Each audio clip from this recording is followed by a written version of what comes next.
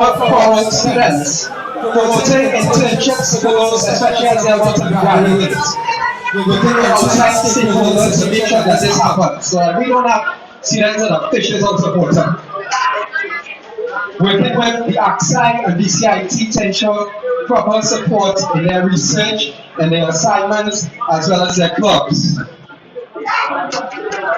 Events that further foster our competitive spirit as a faculty and more as a family. Things like games night, movie night, cooking competition. You know, the other day someone asked me, why don't we have a sports day? Why don't we have a club? If you vote me, I will make sure that happens. And one more thing, clubs. Reactivation of the biocancer science, reactivation of clubs, more integration between our clubs and our 5 departments. Working closely with our departmental representatives as well as our course reps to make sure that there's an efficient academic system. Right behind you, but improving the way course administration is done. Tell them that buy pallet and collect the piece of tablets. To make sure that we have a shared pool of resources that helps to better our faculty and our students. And as I say again, what does the stand for? Thank you. On next week Thursday, leadership will be a must.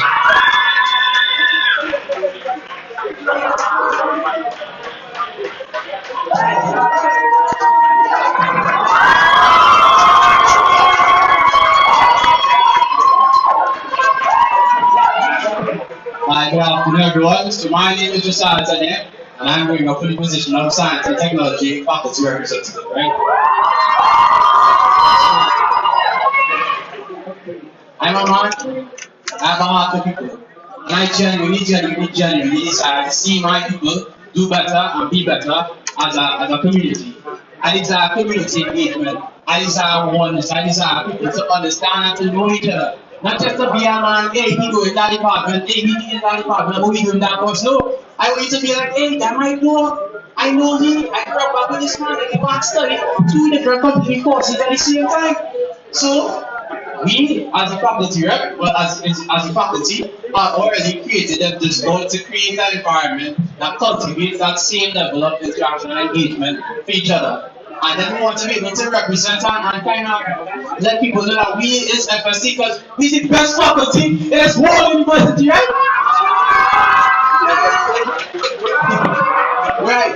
So we want to be able to push for the village to be able to identify us easy and be able to show that everybody from their respective faculties and their respective departments could identify us evenly, right?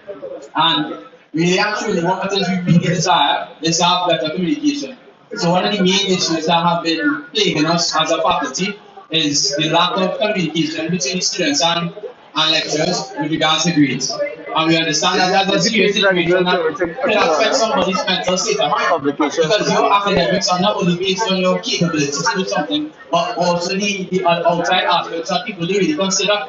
So if it is you really and truly desire to see something like that happen, when you want to see that happen, when you want to see that change and that difference be made inside of our faculty, so what is it you push to do?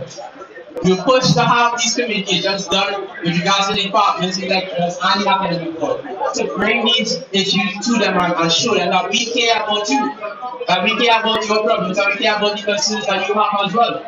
And we was able to do that and also simultaneously have activities so that they could relieve yourself and just relax from all the stress of this society.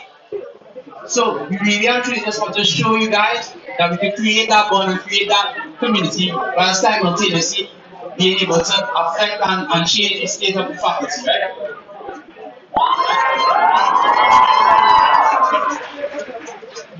So in closing, I'd just like to say, please consider what it is you want for yourself, what it is you want your voice, what you want to be doing, and how you want it to be doing. Because it will be partially necessary, it will be partially necessary to the respective people, and your work will be good, and it will be change and change will be made.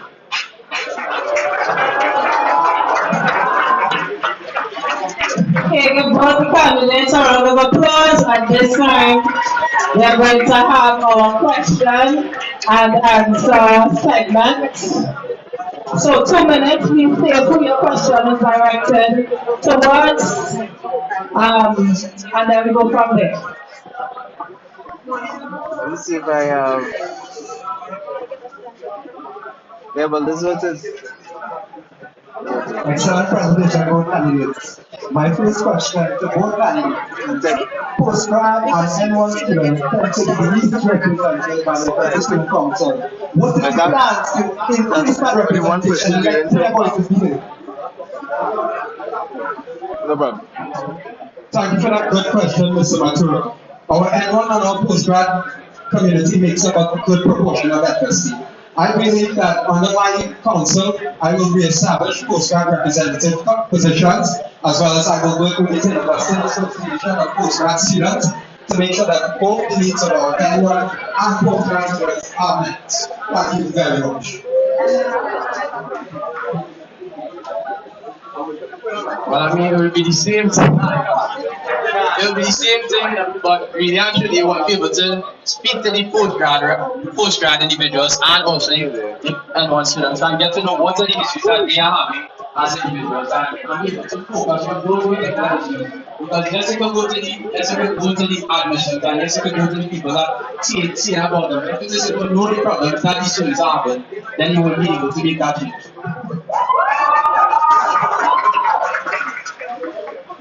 My last question is, what are the plans to bring back faculty pride for FSC?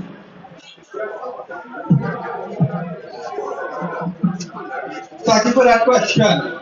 Bring back pride for FSC. I believe that we should have a big FSC festival next semester where we showcase the innovative spirit of our faculty, especially in the field of science and technology.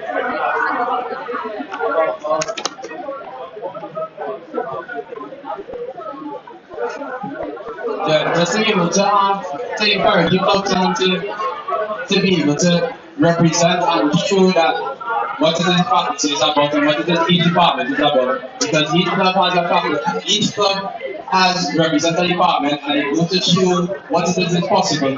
So even to go to the extent of internships and opportunities such as that,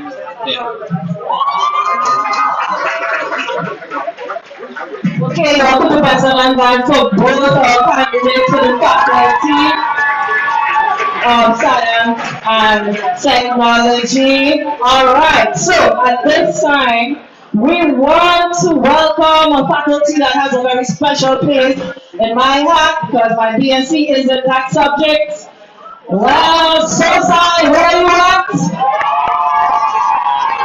So we want to invite Crystal and Ava will go first. Zakia Lee Harris will go after. And then we have Hosea Thomas. And at the end, we're going to have our questions. So Crystal, let me start with you. Hello everybody, how's everyone doing? Nice, okay, so as stated, I'm Crystal Legar. So I'll just tell you a little bit about myself. I'm the second year undergrad in the social sciences faculty. I'm currently majoring in psychology with minors in international relations and human resource management. And I'm running for FSS representative. Now since year one, my schoolmates have been an integral part in who I am and who I will become. They have been willing to support me in every issue. And I feel like their voices need to be heard. And I would love to be that sort of privilege that can happen. So, as a student, I think I can provide an objective perspective on school issues and thus improve the school's compatibility with the student population. And I feel that regardless of any faculty, yet on any other aspect, any student should be able to be their voices be heard and be able to express their views on how they think the school should be managed.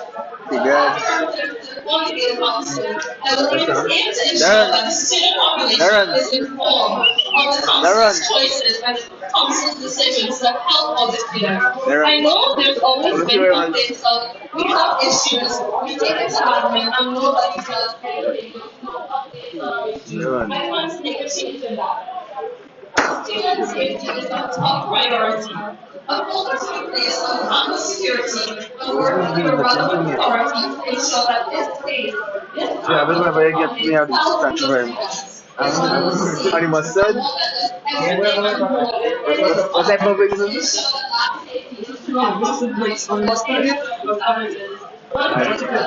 got a portion of honey mustard wings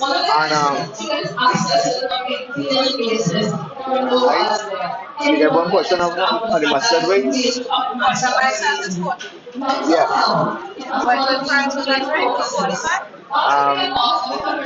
Yeah,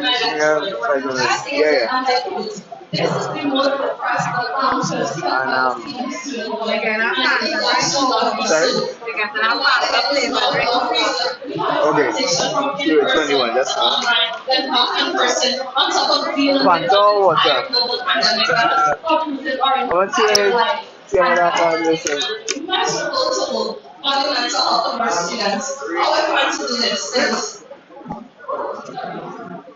I plan to first advocate for the increase of counselors on campus. You all know the free counseling program that you established. What did you know there's So we're going next one like that. So to achieve all of these goals, I will draw on my current expertise as the president of the Trinidad Tobago Astronomy Club on a former club representative for English academic purposes, which will provide me with the necessary discipline and leadership abilities. In addition, I will make every effort to provide you the chances to inform me on how I can improve your university experience, because only you know best what you would like to see us. I will be honored to serve you this year and have the chance to positively influence your university experience. Tuku, no lamb today? Yeah? Alright. Yeah, Fanta.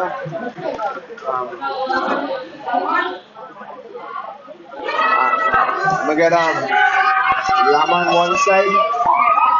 Yeah.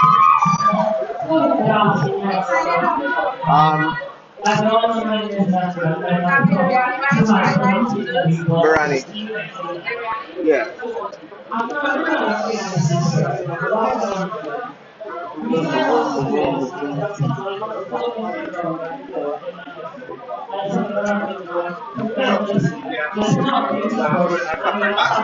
Sorry? Yeah, big separate box.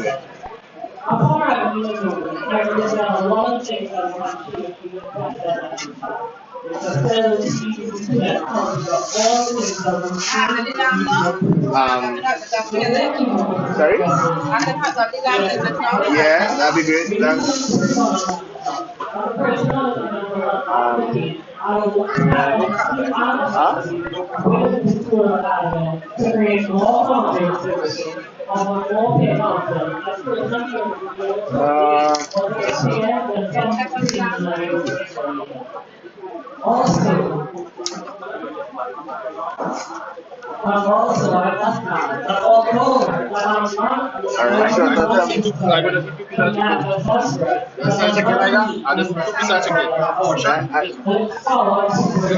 I don't understand here. Same thing. You can change this. I want that.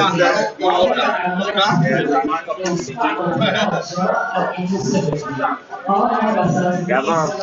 Yeah, look cash back. I'll pay back. Okay, that's 50. They ain't taking cards. Right? Yeah, man.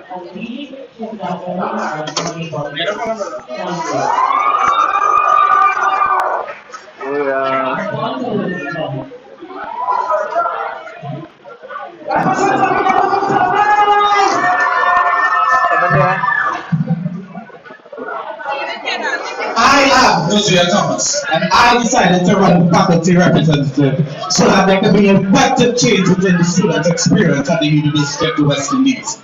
For far too long, we have been plagued with several administrative, academic, safety, and sanitary issues within our faculty.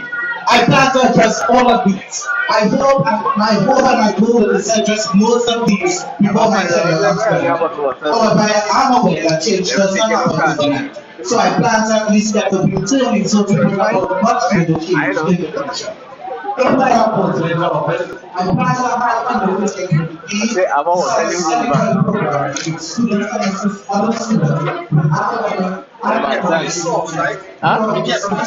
Yeah. in turn, I intend to receive the form of academic compensation in whatever form for their time of effort. I also intend to make room for higher level students versus lower level students in their studies who are struggling, so that the entire faculty could raise their overall GPA. A community spearheaded by me will be accountable, available, and a simple tech survey. We will be interactive and always approachable. And I make the promise that a committee that I lead will address student concerns in a timely and efficient manner. I will work with our academic department and communities to strengthen, revamp, and relaunch and publicize them so that students can receive the assistance needed throughout the semester. Have conversations with departmental heads with regards to late classes to make arrangements that take into account the safety of our most vulnerable students. However, the institute will take first priority as soon as I get into office when we save our faculty washroom. While we are so unsanitary most of the time, while we are locked most of the time, and while students have to find washrooms that are further away from the classes, making them late or making up what could be a 2-minute washroom break 10 to 15 minutes. Making use of the current resources that the Guild Committee already has. I have marked on several events in their various sectors, as well as addressing academic issues that arose within the first and second semester, especially the issues regarding students returning to in-person classes. I have looked at our events that were scheduled for last academic year and see how to improve them, as well as bringing forward new events to foster healthy, respectful interdepartmental competition and faculty-wide pride. Also in the works is my economic plan for student entrepreneurs. I plan to give them in human economic and management departments the tools needed for them to build their businesses and make them a success. To build to offer financial assistance to any student in the faculty in times of urgency. I intend to work together with the executives to have conversations with the university tutors and lecturers who are campaigning for their rights and find a peaceful and reasonable compromise that will not negatively affect us, the students. My overall goal for my tenure as faculty representative is to re-establish relationships, revamp communities and clubs, and revitalize faculty spirit. About the means of both efficiency, affordability, and a less stressful UB experience.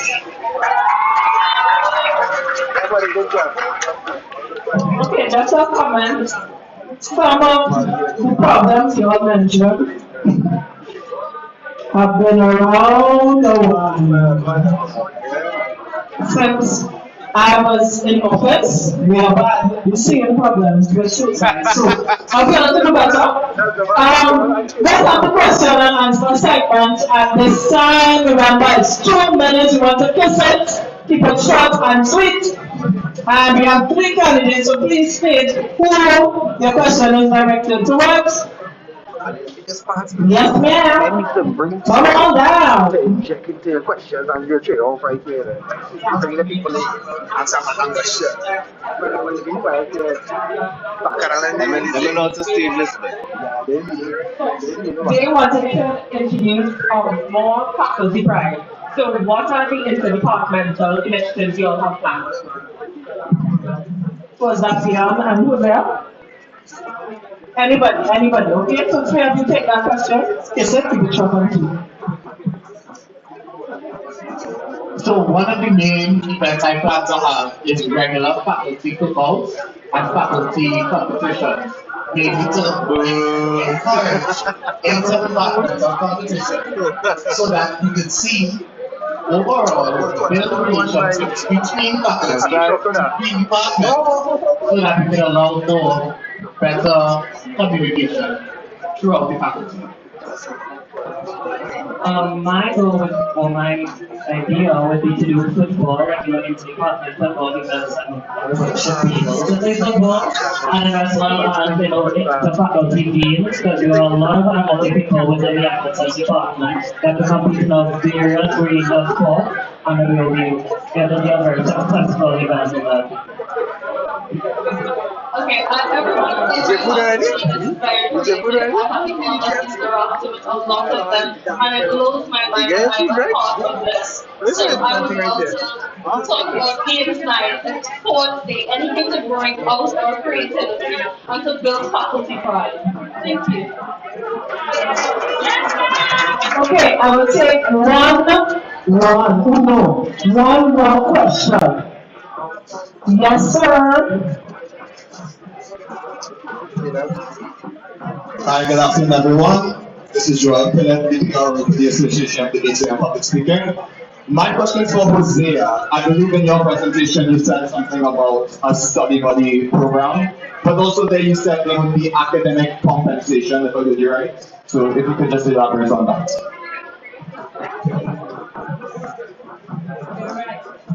Well, it all depends on the conversation that I could possibly have with the dean to see and negotiate what terms the faculty administration is willing to offer. But what I am thinking of proposing is giving each student the ability to earn marks, extra marks, to help them benefit, to help them bring up whatever course they didn't do so well in this semester in present. As a moment, it says like how you're going to actually do that. Well, it all depends on the again, it all depends on the conversation with the team. So without that I know the logistics. But what I plan to do is suggest that roughly 10% be awarded for each course each student that was tutored passed. Okay, give it up for all of our faculty representatives. You have to do better than that. All of our faculty representatives. And I think I really am impressed. I think anybody who wins, we are in good hands. The guild is in good hands. So give it up for them one more time. All right. So now we're coming into the chairpersons. Where are my chairpersons? All of those are running for chairperson. Good. So each chairperson has 7 minutes to present. Of course, question and answer will be 2 minutes. So I want you to show the name of the chairperson who you're going to be voting for. Alrighty then. So at this time, we're going to go with our Games Committee Chairperson candidate. So we first going up with Mr. Gerald Edwards, and then this will be followed by Siobhan George. So immediately after, Siobhan George will come after Gerald. What's up, everyone? Such a beautiful crowd. I want to thank every one of you for coming out today and showing out your support. For not only me, but for all the candidates that came prepared today.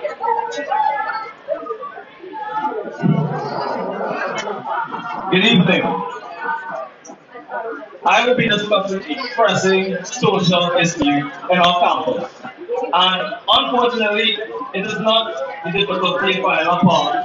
It is not the long line to eat food court, and it's not the debate on whether pineapples go on pizza. Ladies and gentlemen, my name is Gerald Edwards, and I shall be discussing the immense potential in games and sports in UWI St. Augustine. Imagine our game community as a building held up by 4 pillars: teamwork, communication, brand identity, and inclusion. Firstly, teamwork. I will be strengthening the Games Committee's relationship with the UWI Sports Department and UWI Spec to ensure facilities are properly maintained and all equipment is properly accounted for. Strengthening this bond will allow us to get the most out of our facilities and continually host better and better events as we progress. The Games Committee will collaborate with other committees such as the Students Activity Committee and the Publications Committee to ensure events such as Games Nights, Treasure Hunts, Sports Days, and many more are run smoothly. Furthermore, I propose to work with national governing bodies and business organizations not only to source the funds necessary for this event, but to develop a wide variety of programs for UE recognized sports. I propose training and developmental programs for those already involved in sports, sensitization programs to raise awareness to non-conventional sports, such as rugby, badminton, and micro and futsal, to the level of traditional sports. Coaching, officiating, and refereeing programs will also be implemented, and I will encourage others to volunteer in community-based events. My second pillar is communication. I propose for the Games Committee to work closely with the communication and marketing departments at UE to ensure students are well informed of the sporting clubs, availability of facilities, and the events. I propose that our calendar of events create 3 semesters that can be altered based on your input, so that everybody in this student population knows the big plans to expect and when to expect them. My third pillar is brand identity. Who here know about Real Madrid? Who here know about F1, League of Legends, Monopoly? These are all popular brands. And we can build our Pelican brand. We can build this to the highest level and so that we can compete in sports to be viewable inside and outside of UE. I envision stream sporting leagues with live tables, entertainment commentary, lineups listening before games, community engagement, everything. For not only the country, but the region to know that UE St. Augustine is the best campus out. My final and most important pillar is inclusion. I propose to have selected a member from each and every faculty, to have a sports representative, to have a link between the Games Committee and the entire UE population, so that everyone has an equal opportunity to participate in future events. Secondly, I would like to talk about female inclusion. I will devote my actions toward eradicating the social stigma against women involved in sport. Discrimination against women is intolerable. And I promise that I will fight every battle necessary to ensure that not only equality, but equity is awarded to all women that want to participate in sports. That same initiative goes out to those with disabilities as well. Thirdly, I know that many of you, real and truly, don't have much interest in sports or games. Some of you may not know the rules. Some of you may not know what sport you even like. Some of you may even feel silly or afraid to participate in sport. And I just want every single one of you to know, I see you. I feel you. As a matter of fact, I was you at a point in time. I felt shaped prepared for our nationals. I felt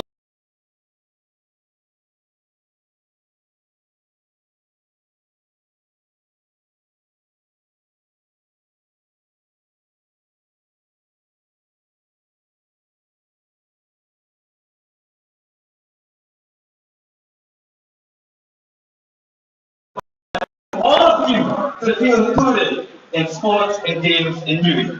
I thank you for your time.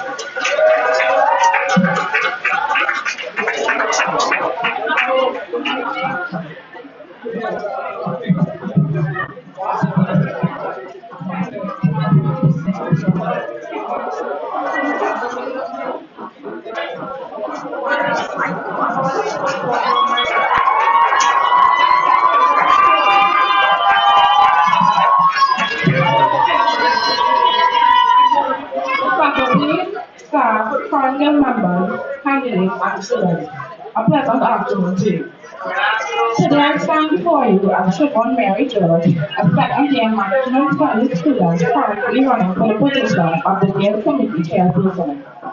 In short, the Games Committee chairperson is required to help foster and support the development of sports and clubs within the university community and the wider public.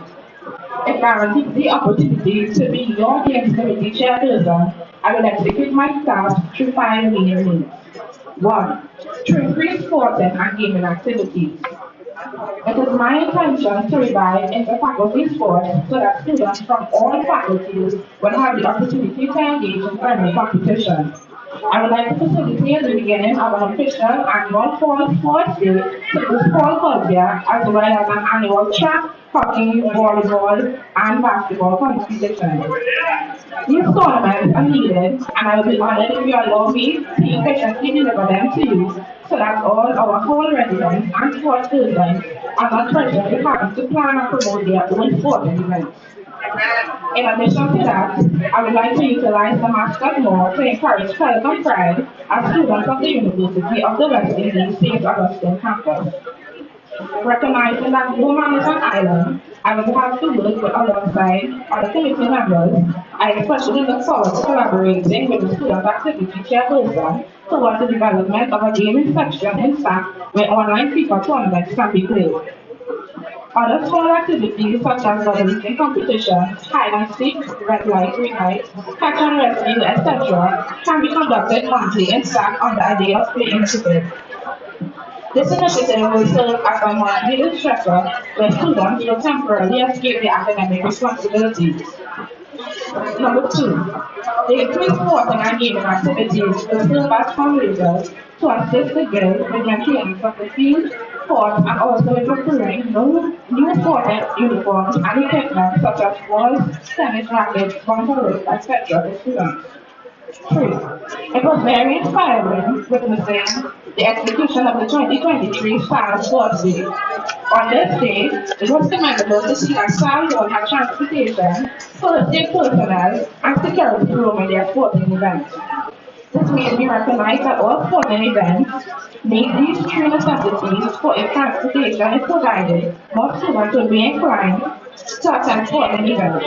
With first on site, minor injuries will be attended to, especially if there is a physiotherapist at hand.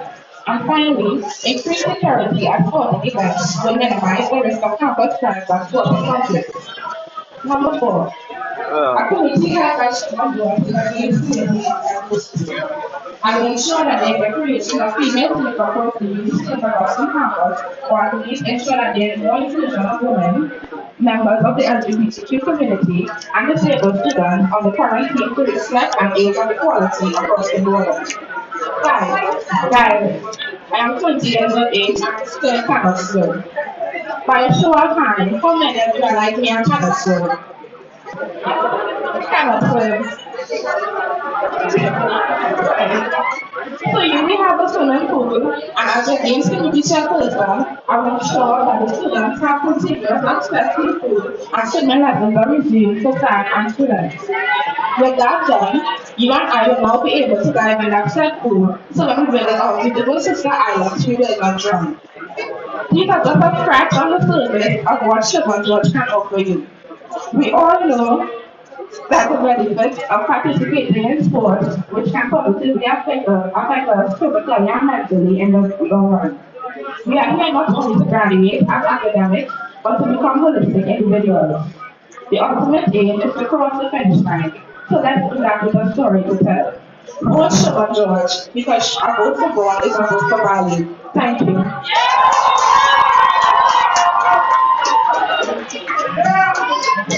Okay, so now we're going to field the questions.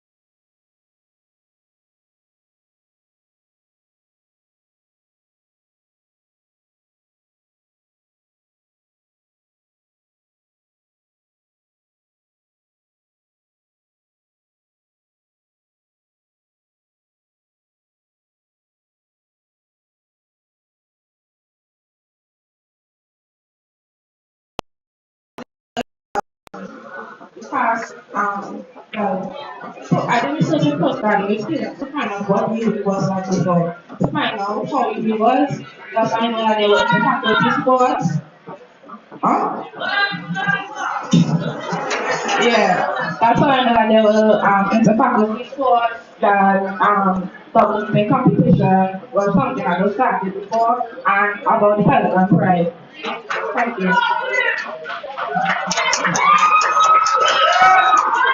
I believe to answer your question, I spoke to Miguel Ramsey, former GCC.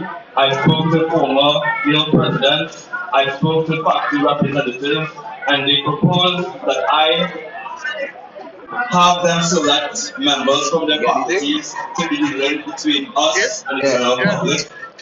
I also have sports running through my blood. My family came through UV. My family always tell me, hey, when is sports day? I never hear talk about sports day. When is Wadi? When is all this and that? And I always tell them, well, I don't know. But because I hear these stories, emotional stories and stuff, and I'm not living it, I want to make that change. Because I want you guys to have those same better experiences than they did in the past. So to answer your question, yes, I did do my due diligence and talk to past GCC. Okay, we have two more questions, so you guys want them to go quickly. Good afternoon, everybody. Quickly, I know that university culture is very important. How do you guys plan to bring back university culture through sports?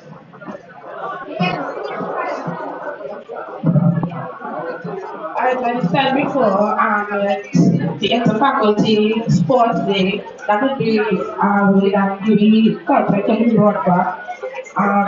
Additionally, with encouraging others and pride more, I think that's the way to boost university culture. Thank you. We must admit that our culture has deteriorated because of COVID. But that just makes us that just gives us the chance to create our very own culture. And how am I going to do this? I'm going to reiterate my third pillar of my campaign, brand identity. We need to bring more awareness to our school colors, to our school mascots. We need to live stream our events. We need to bring awareness to our events and make sure that everybody, despite race, despite gender, is included in our events so that everybody can be part of this beautiful culture. Thank you. Okay, final question for them. For both candidates, sports students make up the minority of the campus. How do you intend on assisting these students in letting their voices be heard and contribute to their talent events? Alright, sports students, could you repeat the question? Repeat the question, please. Sports students make up the minority of the campus. How do you intend on assisting these students? So for students on the minority of the campus, how do you plan to ensure that the voices of the students are heard? And just a point to note, we have more representatives in the faculty of sports in case you are wondering. So I hope all of you know how to do that. 20 to 30 EC. I think that by having suggestion box is when you start put in the suggestion, it will be beneficial to them. I just want to give promotion and advertising for tourism will be able to be seen. It's like 18 past one, which is good. Okay, I acknowledge that the sports management program, both undergrad and postgrad, has a low population compared to the other faculties. However, I put great emphasis on the students because they're doing sports management. I will allow them to be part of a committee to assist in helping with the events, to gain experience in the very field they're studying. I'll also be working with the psychology students as well, and all the faculties will present a representative. So I go with each and every one of you. Thank you. Just going to allow one final question. What's I said, open that case, we pack it in one of the cases. So you want to talk about inclusion and sports and stuff, but how are you going to include the disabled full-time of our university through the world of sports? Because Okay. I think if we could have So, with regards to GC, right? $6. Solely on sport activities. Everything by three. Online activities. We take it by three. Yeah, everything we gotta multiply by 3. Every price. And juice. Right? And juice. I got one trend size. Guess the price. On that, I'm trying to include Right, see. $4.96. Thank you very much. Yeah. Yes, I agree with my candidate. We can't allow our students to take participate in all activities. But I don't think we should limit their abilities to that. I believe that we can maximize our facilities, the basketball court, the hockey field, and allow them to play 3v3 basketball with the wheelchairs wherever we be. First to go across that. I also believe that there should be other events. a note on fan inclusion as well. Because even though you might not be necessarily Food. able to play with an interested in sport, I still want to be able to create an environment that people will come out to support their fellow players. So even though there might be people that can't play sport or don't want to play, they can still be part of the team and viewing same with us. Okay,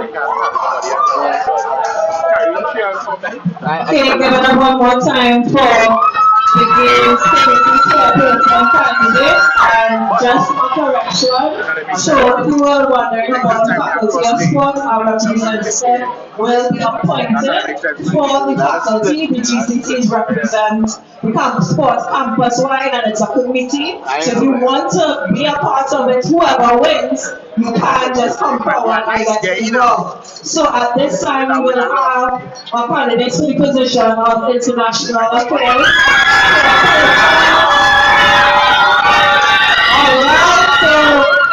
Alright,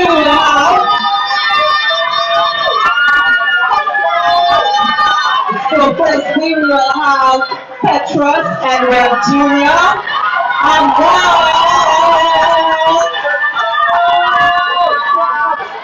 then we will have Bristol.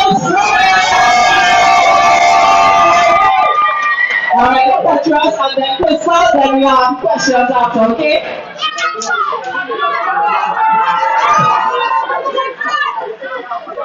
Bonjour tout le monde. Simply means good day. I am to serve you as an international affairs committee chairperson for the upcoming academic term. Please allow me a moment of your time to explain why you should put your trust. As some of you may know, we traditionally have a set of activities for regional and international students. This is called Caribbean Integration Week. I plan on rejuvenating this initiative and putting the great way for regional and international students to feel at home, as well as present the opportunity for national students to taste what each island has to offer.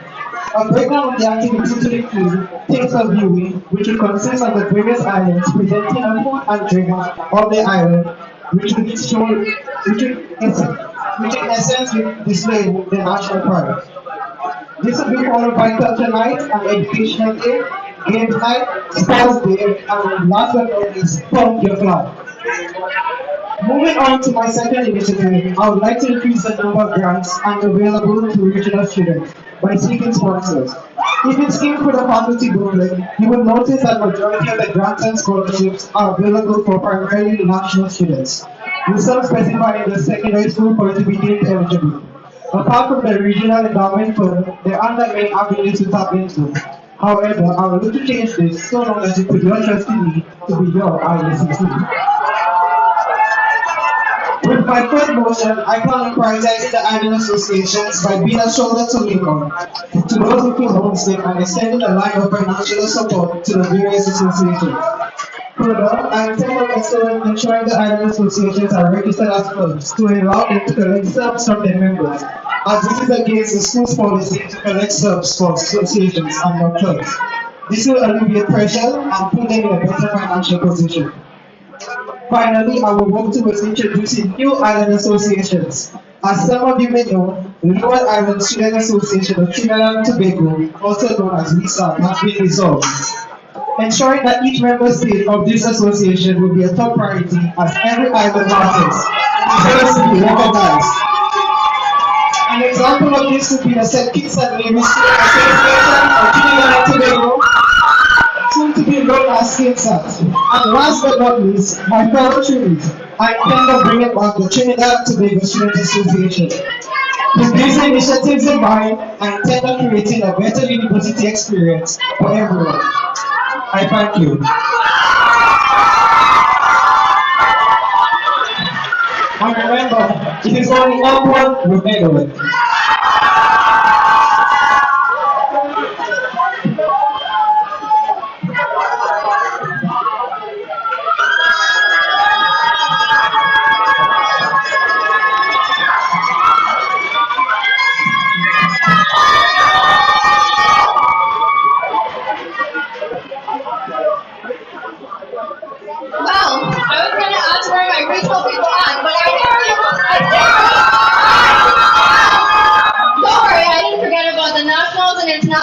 I see you, and I will hear you too.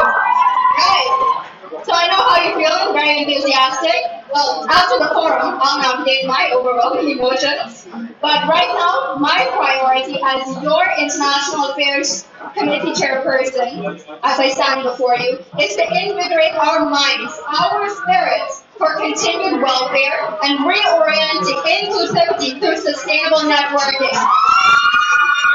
I believe it is my duty at this time to remind you further that we study, have, and are cultivating interests, forming relationships, and simply existing in numerous ways, but we're doing so in a multicultural society.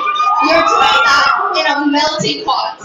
The dynamism and its diversity muster the urge, the want, rather the need to feel a sense of agency, a sense of belonging. A space where you feel safe about your identity, you feel confident in your unique skill set, and you feel valued by sharing a part of you, your world, with those around you grappling with similar sentiments. The melting pot dynamism must foster culturally aware and responsive curriculum. This curriculum must perpetuate obsolete ideologies, and resist divisive, agents of privilege, lack of representation, and lack of meritocracy. The market only exists when we consciously or subconsciously choose the soft and deep access in a DCFA project, or when you choose to listen to the sharp Asian accent during a threat. You're divided when you choose nations with friends concepts and those with categorized as non-contributing. Despite or cumulative influence, or simply by not listening to others, particularly those from different backgrounds with a unique experience. To extend the ladder of opportunity to everyone, we must work on 3 fundamental stepping stones. Firstly, welfare.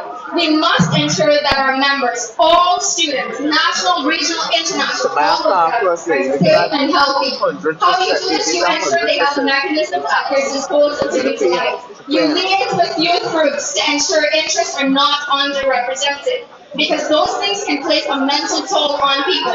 I'm familiar with it, because when I made my last call to do law, I was grappling with a budding interest in the arts, but I chose not to do it because, well, no one in my family really did the arts. We did mainstream careers and occupations.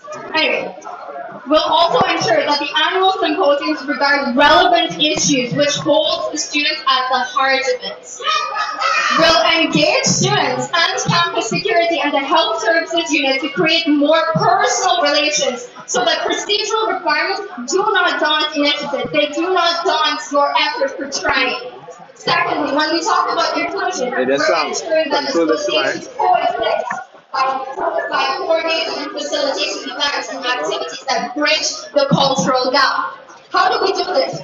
I'm aware of the economic constraints. I am aware of that. So what do? You don't get rid of the events. You just refine the events that cultural inspiration will appropriate. And the core relationships with external institutions not limited to academic sports and the arts.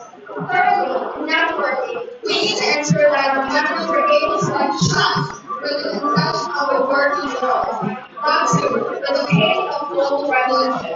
How do we we do this? We liaise with consulates, high commissions, and embassies for opportunities beyond the Dewey experience for unforeseen circumstances like financial aid, immigration issues. We should actually, whether it's Patrick or me, we should facilitate the student newsletter where the students grade, we organize and you acknowledge your fellow peers' efforts and achievements.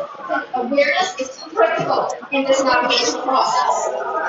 This is all to say that the root of tribalism, which threatens the very core of integration, growth, and sustainability as one, must be far removed if we were to improve our community. Where the ICC preserves for us and our uniqueness, where we give and receive mutual respect, regardless of all the differences that we need to go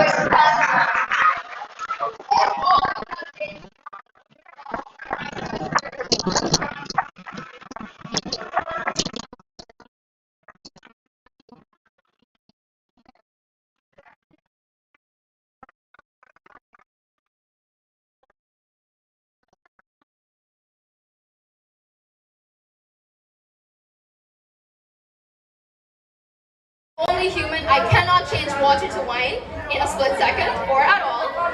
But, however, like the bold and fearless Mia Motley, I can, and with your help, retool and repurpose as necessary for the causes and concerns regarding improved regional and international welfare, inclusivity, and networking. Thank you.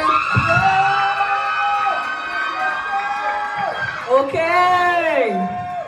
Make some noise. All right, so at this time we're going to have the questions. What is the rule again? Cassette, keep it short and sweet. Okay, so what is the questions for the candidates? Any question? Ooh, birthday squad. Hi. Okay, my question is for the regional students who are new to the country. How do you plan to help them adjust with a new culture, learning the different backgrounds and all of that? For both candidates. In a short video series, this will deal with the do's and don'ts of Trinidad in essence. We will also look at the areas of attraction sites, budgeting, and as well as campus life, how to navigate. There will also be a mentorship program where you could have someone from the same island or someone that you're more comfortable with. That way you could be able to work and assimilate into the country.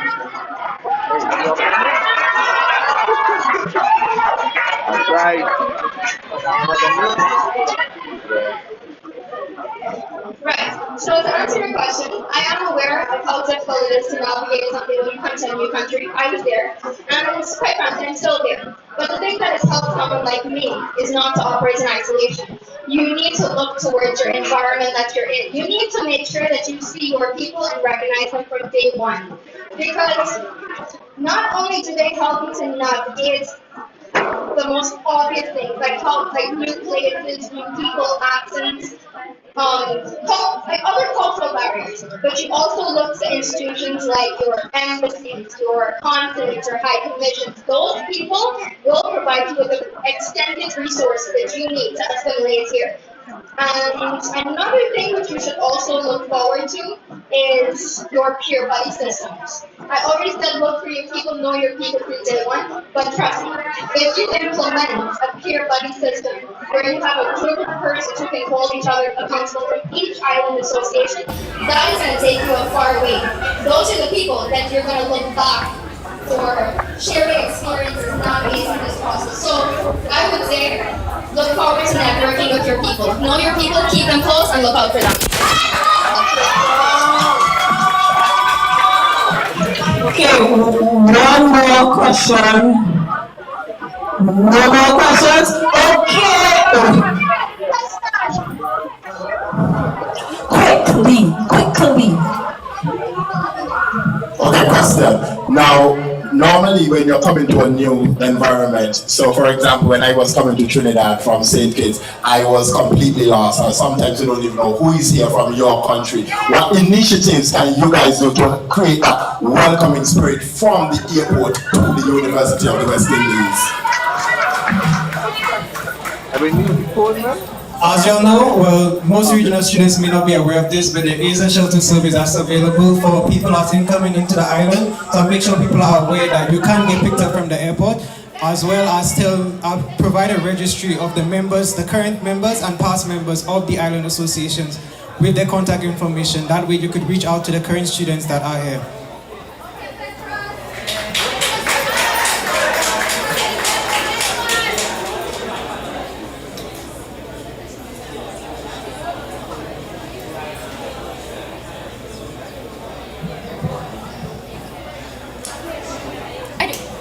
So, how do you identify your members when they come here? I think what is supposed to happen when you're registering, there's always a section which caters to regional students for you to put your nationality. So I think what happens is that whoever becomes the IAC should take it upon themselves to reach out to management or administrative staff to get a list of those students. It makes the process a bit easier for you instead of you having to go individually and find your people, because you might miss someone and that's not the objective. That's not what you want.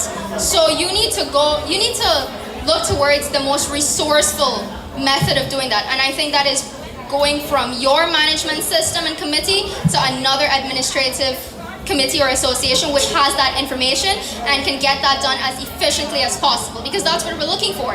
You cannot wait for opportunities when you'll happen to run into somebody who's from your nation, right? So I think reaching out to other administrative associations who might possess this information will speed up that process and be able to efficiently recognize everybody and include them. All right, give it up for two candidates for IAC, and this is a very, very important function. Give it up one more time. Thank you guys very much.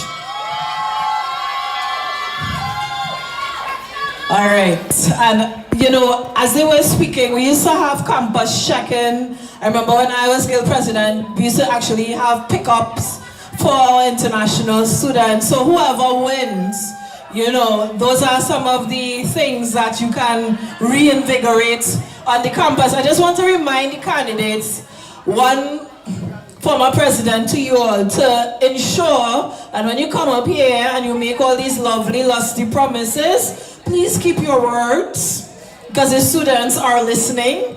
And, you know, it is important that you don't just promise, but you deliver on everything that you say. So we are moving on to NAC. All right, and we have Amelia Avita Ramkisoon.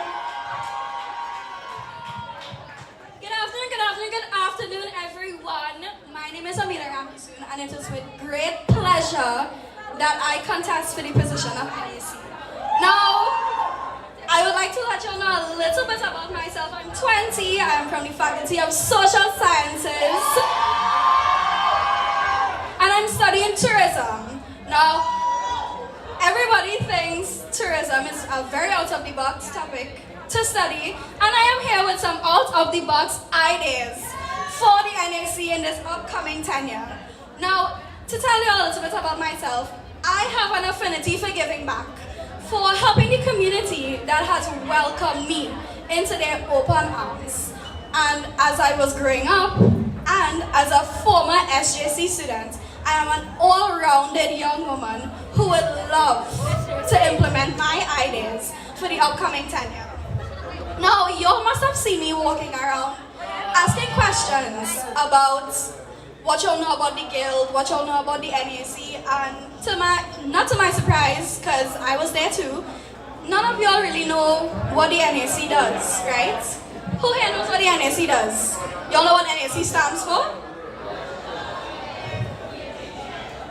Lovely.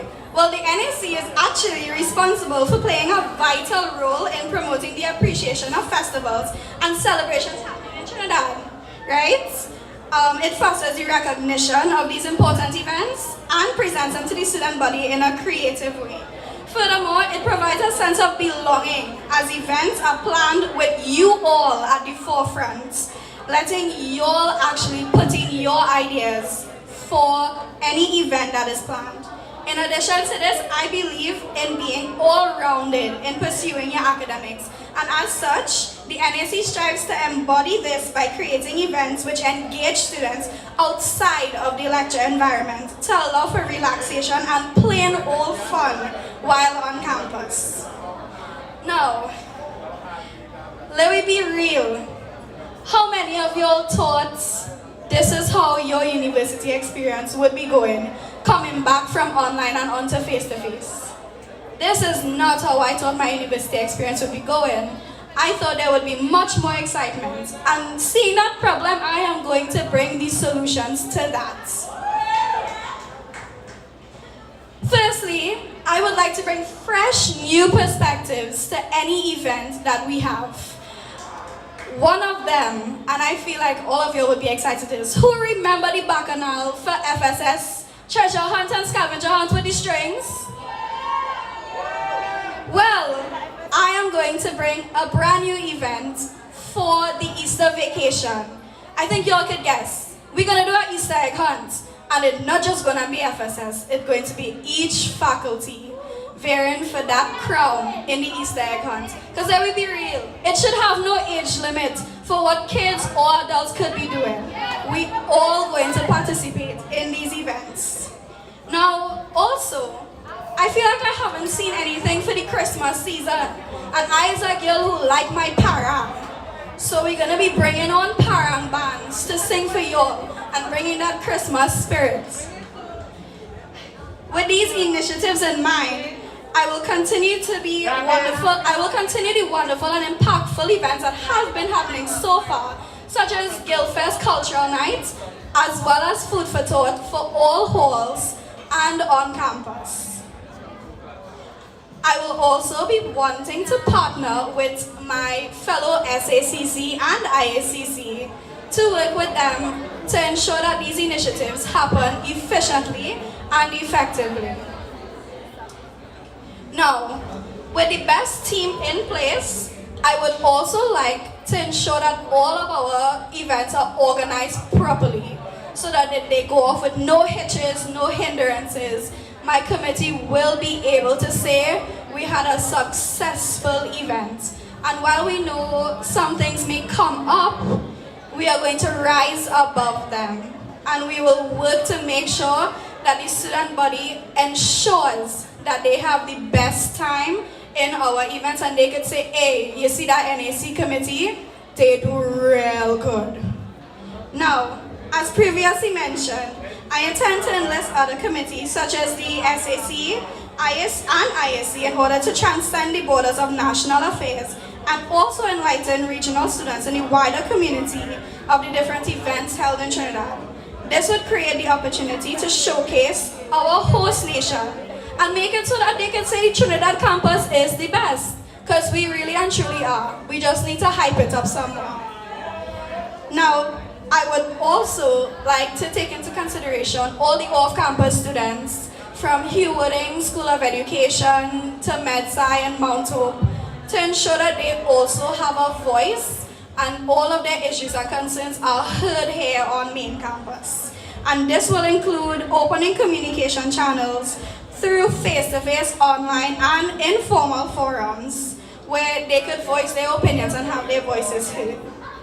Now, in short, I am optimistic that I can succeed and go beyond the demands of this role using the experiences that shaped my understanding of event coordination and public outreach, as well as I strongly believe this role will challenge me to take unprecedented paths to ensuring the upkeep of the NAC's mission, vision, and goals. Thank you.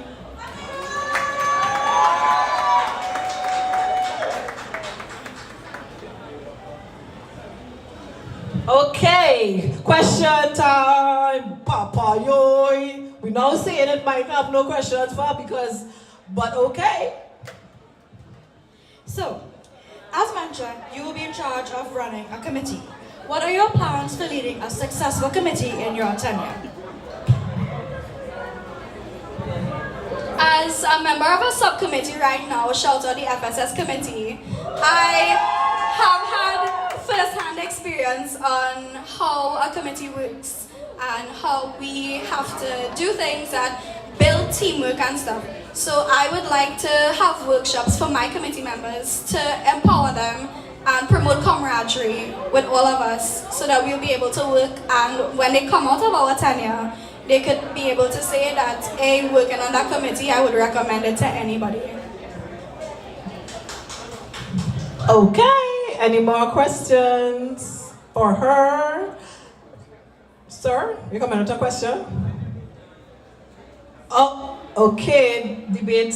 Okay. Yes, I remember. Hi, Joel Philip, PRO of ADPS again.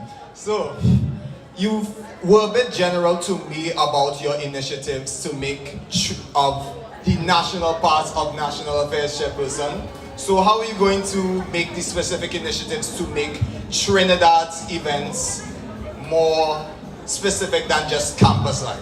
Because you talk about our campus life and the Easter egg hunt, that's more campus activities. What can you do specifically to make it more Trinidad oriented?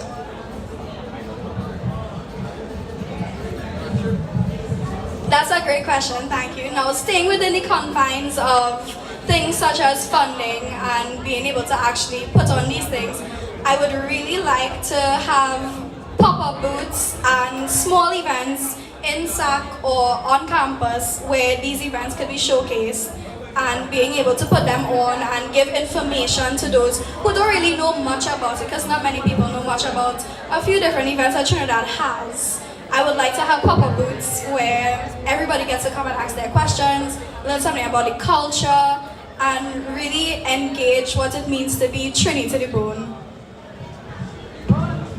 All right, so give it up one more time for the National Affairs Committee Chairperson, candidate Ms. Amelia Vitoram Kisoon. And now we're coming into the post of what I know as PCC or Publications Committee Chairperson. And for those candidates, we have Amaruthra Chandra Mohan, and we have Joshua Frederick Hines. So we want to ask each of them to present, after which we field all questions. Give it up for PCC!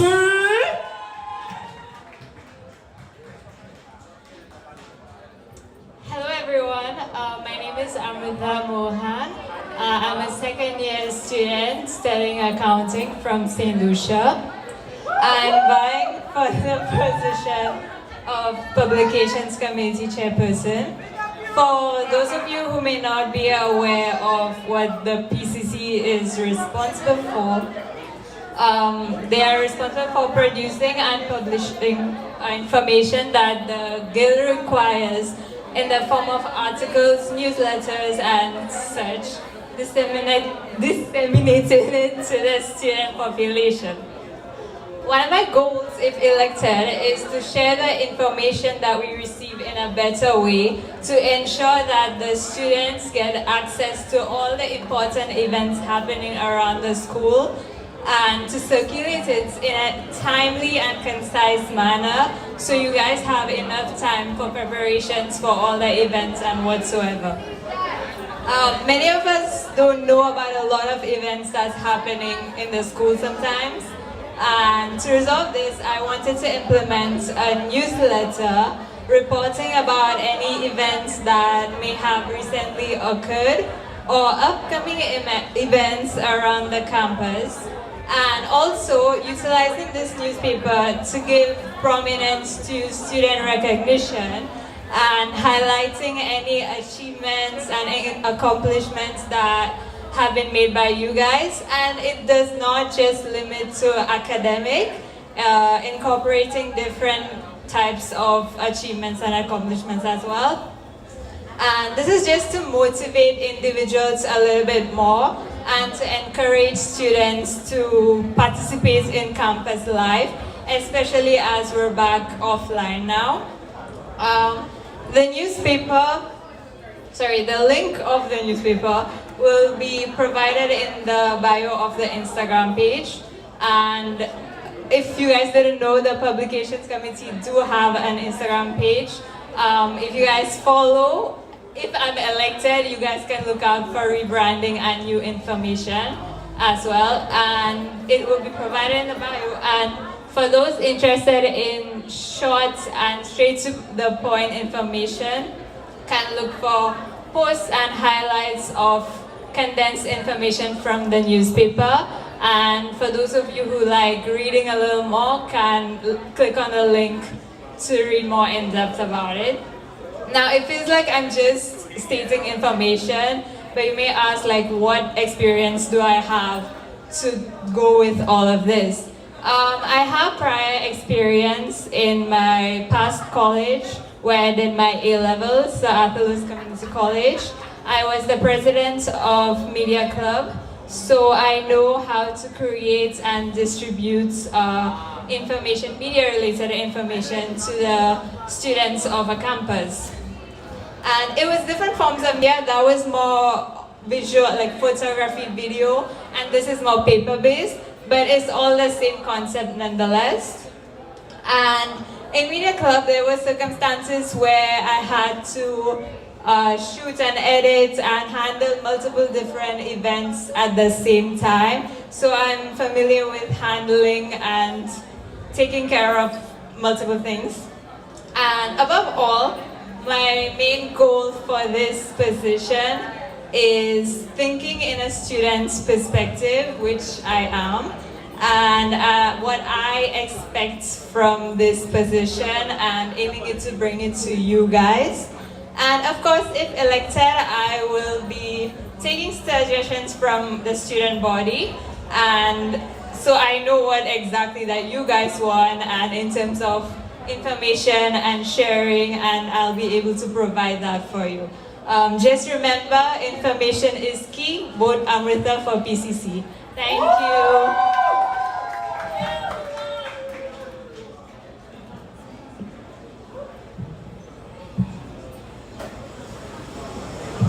Okay, so now you'll have Mr. Joshua Frederick Hines.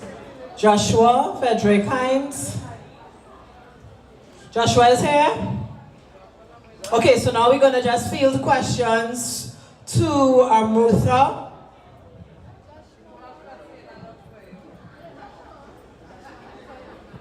Okay, good afternoon. So let me first and foremost tell you all the best. It really takes a lot of courage for you to put yourself forward. I myself was served as a former PCC before. So, you know, kudos to you, first and foremost. I note that in your presentation you asked about rebranding. I'm not sure in terms of, because I know that rebranding happened in the PCC office like about 2 years ago. So I'm just saying that I just want to know though, my one question is in terms of, had you reached out to any of your predecessors? So my question is, have you done any sort of research to reach out to your predecessors to know what worked and what didn't work previously? And I think my second question would be, sometimes we tend to mix up the role of the PCC and the PRO. I didn't hear from you, how do you intend to kind of marry those two offices to better effectively give information to the student population? Thank you for the question. Yes, I have reached out to some of the previous people who were in this position, and I've done my research. When I say rebranding, I've noticed that the last post in the Instagram page was sometime early last year. I intend to post more consistently about relevant information. And the PRO, you're right. Actually, one of the previous PCC person, they told me that the roles tend to get mixed up. But I think we can work together, but still create a different, a specific differentiation between both positions. And yeah, working together will better help to send out information to the students. I hope that answers your question. Okay, thank you very much, Amrutha. Give it up for PCC. Alright, so at this time, we are going to have the person with the responsibility of all the activities around in these parts of the town, SAC, Student Activities Chairperson, and we have Kadisha Bethlehemy.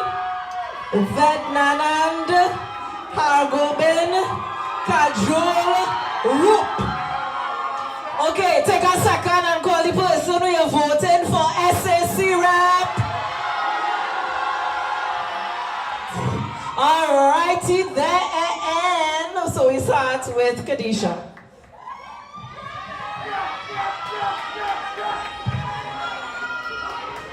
How we going, SAC? I love it, man. So my name is Kadisha Batelmi, and I am currently running for the Student Activities Chairperson position. I am currently a year 2 student in FSS, so all my FSS students be rapping. I am doing a BSc in social work, and I am also currently on the FSS committee as their events manager. So big up the FSS committee one time. Now for most of you who do not know of my reason why I'm running for this position, and I want you all to understand that during my tenure on the FSS committee, I have tried to keep many events. Due to the change and coming back onto campus from online to in-person, it was a challenge.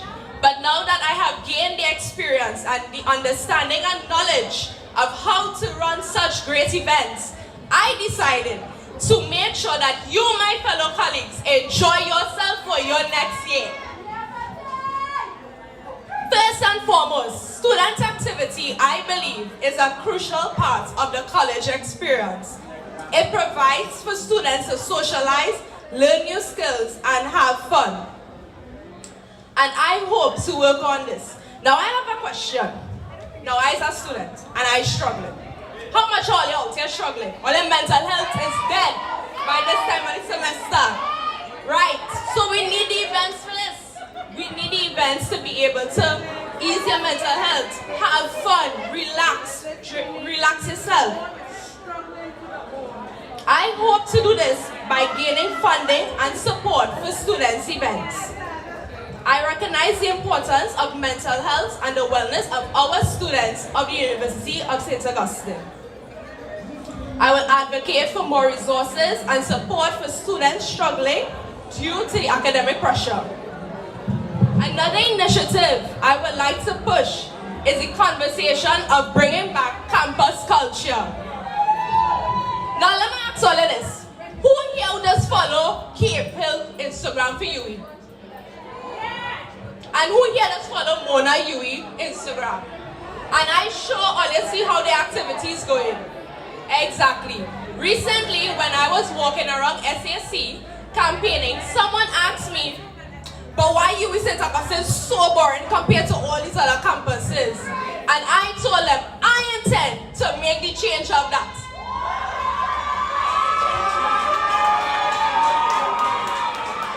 I intend to show people that what UE St. Augustine culture was like before and to make a bigger and better change. During our carnival season, come on, we live in Trinidad. Best carnival in Caribbean countries. That's why I stated next year I want to see all mass. I want to see pan in UE. Yes, we're going to have local jumpy. We're going to try to get some Dame Lorraine's. A pan man in the middle of the quadrangle. Oh, my speech. All of the breeze against me. And that is what I want for this campus. I also intend to have great and extravagant events that will create a culture. When you say culture, someone will say, think about it this way. Every Thursday you're looking forward for this one event. Every Thursday you know SAC going to keep this one big thing and you're going it. That is what I intend to bring back. I know some of y'all are also thinking, why on a Thursday, Gil? Why you can't keep it on a Monday and not Tuesday or Wednesday? But let me be honest, how much y'all come to school on a Friday? Exactly. Anyway, Thursday's weekend. Whether you like Thursday, Friday, sleep in. That is what I intend to do. On a Thursday, we out and we bad. Friday, we resting.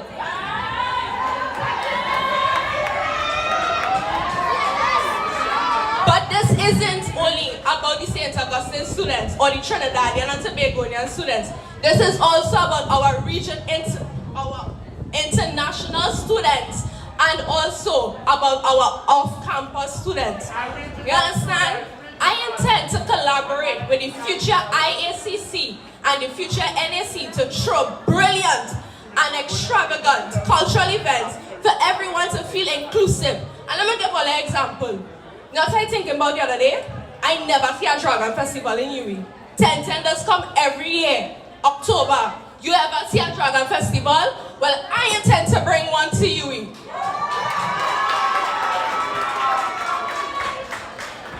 My island associations, you just barely get time to bring out all your tents and show people who all you really is. And I intend to give the IACC a spot where once a month he could choose whatever association and they come and show their culture. So this isn't about UWI St. Augustine alone.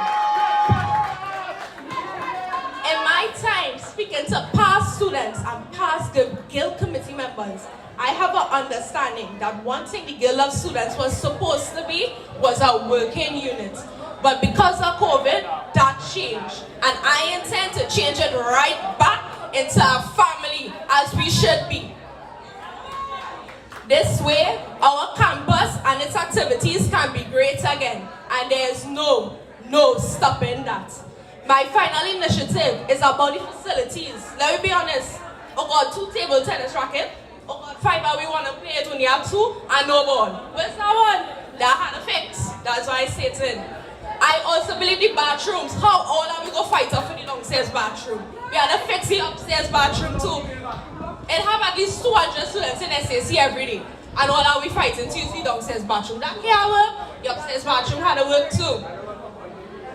My campaign isn't only about what I want, but what you all want. And I will ensure, if elected, to improve and get better with Betsy. Thank you very much.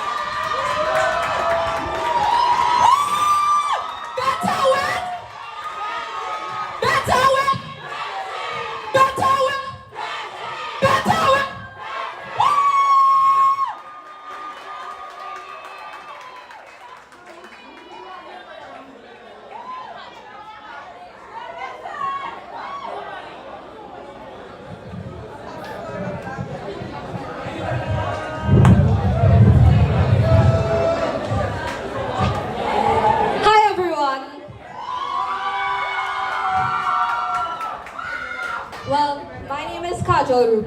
And I am running for the SAC chairperson position. Now, persons know that I am part of the committee right now. I am working as the deputy, and what experience has I gained from this? Well, planning, executing these events. We have big events, we have these big ideas, but how do you finance it? How do you plan it? How you ensure that every week you have an event, where the funds coming from? How effective are these events going to be? What are you giving back to the students? My main objective is to ensure that all students across the university is included, not only at the SAC, at FST, at engineering. We need to have events throughout campus, so these students understand that we are here for you, not for we alone. You know, walking through this campus today, last week, I interact with a lot of students. You know, they ask, why hasn't this semester, why we didn't have much events? We pushed events, we had these events. It wasn't any capacity we wanted it to be. But I am going to change that. This year, this academic year, I'm going to change that.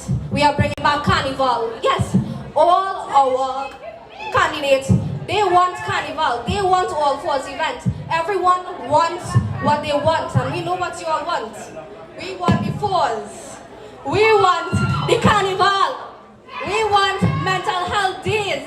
We want pool days. We want movie nights every week. We want dance, karaoke. We want games night. And to bring back campus culture, I am going to have faculty events where we have faculties compete in soccer, for games night, for dance nights. You come and show us how good your faculty is. And by doing that, I believe we would bring back this campus culture. campus culture across the entire UE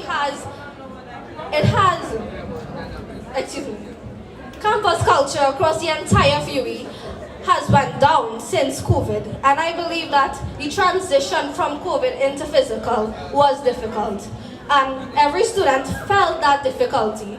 But don't worry, I'm here to support you, and you support me. We all are in this together, and I hope that everyone here understands my vision for the new academic year, and I hope that I have your vote and your trust. Thank you.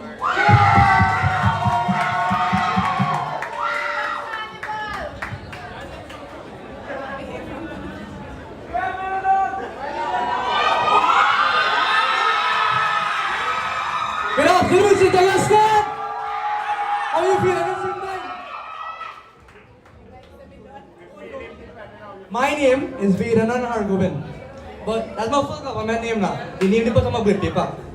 Most of you just know me as Veer or Pandit. And it's not a joke, yes, I am a Pandit in training. But that's not what I'm here to talk about. What I'm here to talk about is, if you haven't seen the flyers as yet, or if you haven't seen the Instagram posts, or if I haven't walked up to you randomly over the past week, shook your hand, introduced myself, and told you vote for me, I am running for the position of Student Activities Committee Chairperson, or as it is more commonly known, the SAC rep. Let me address the elephant in the room, or rather, the brick by my foot. So, as many of us know, over the past couple of weeks, there has been an uprise of a certain Instagram page by the name of UE Confessions. And it seems I am not favored by a certain individual. And this individual took to the page and said, in a sarcastic tone, vote for Blockhead and done. So I guess I am Blockhead. So Blockhead is here to say, let this block be the first block in the new foundation for a new, improved, and holistic campus.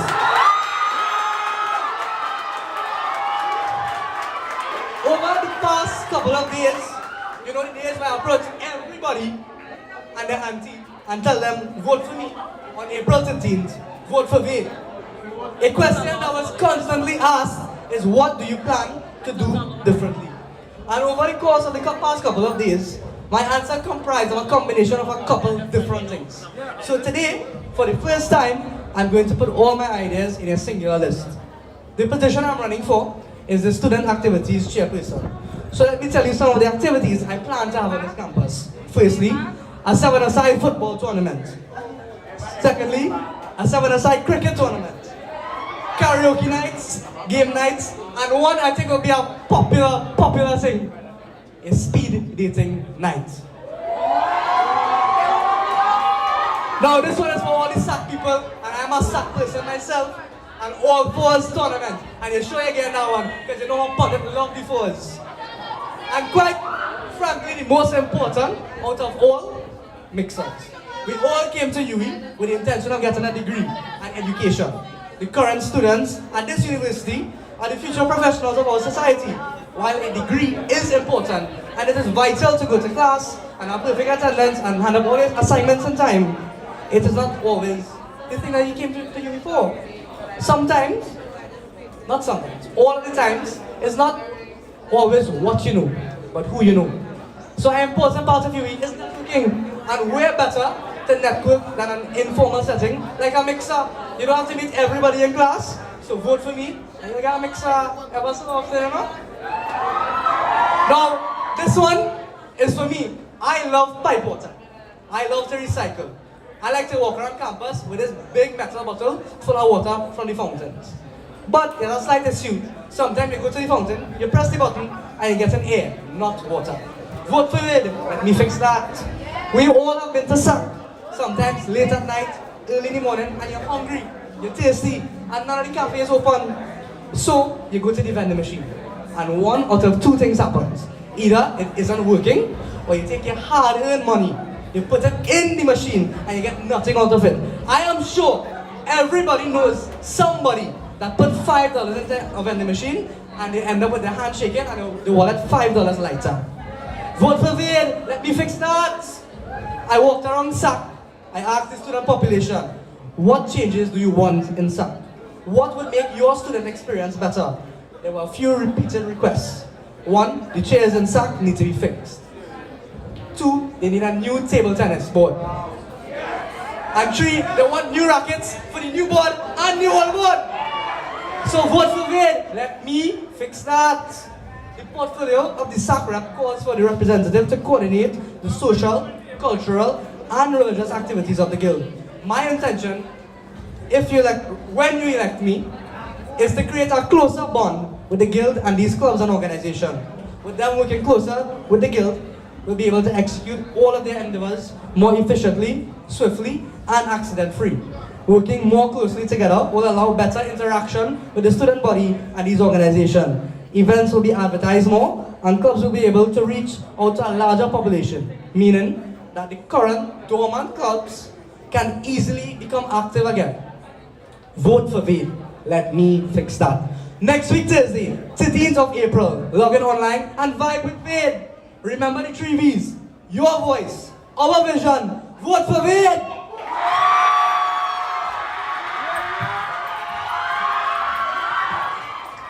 Okay. So at this time, we want all the candidates to return, and then for SAC to return, and we're going to have the question and answer, but we need to just keep it very, very tight. Kiss it, keep it short, and keep it sweet. I want to urge you all as well to kindly keep a clean campaign. Run a squeaky clean campaign, not only face-to-face, but online on social media. Remember, you all are future leaders, all of you all here, and we don't want any smearing of individuals that are running for the elections. So, who has the first question for the SAC?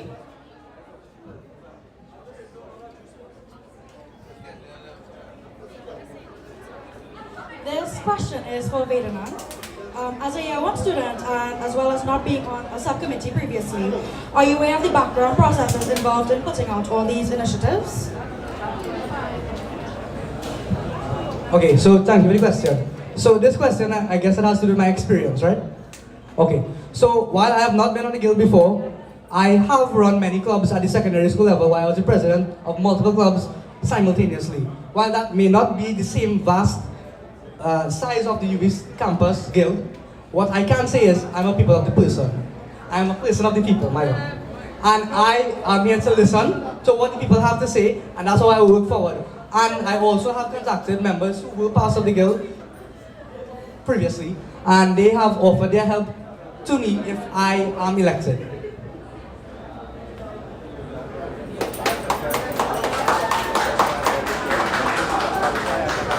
Okay, so this question is directed to everyone. Now, as everybody knows, a lot of activities take place in the study rooms. What do you all have planned to make sure that studying happens in the study rooms?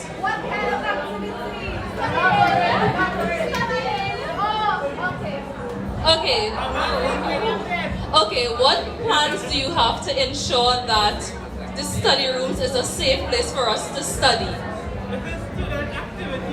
SAC study rooms, valid question, especially at night.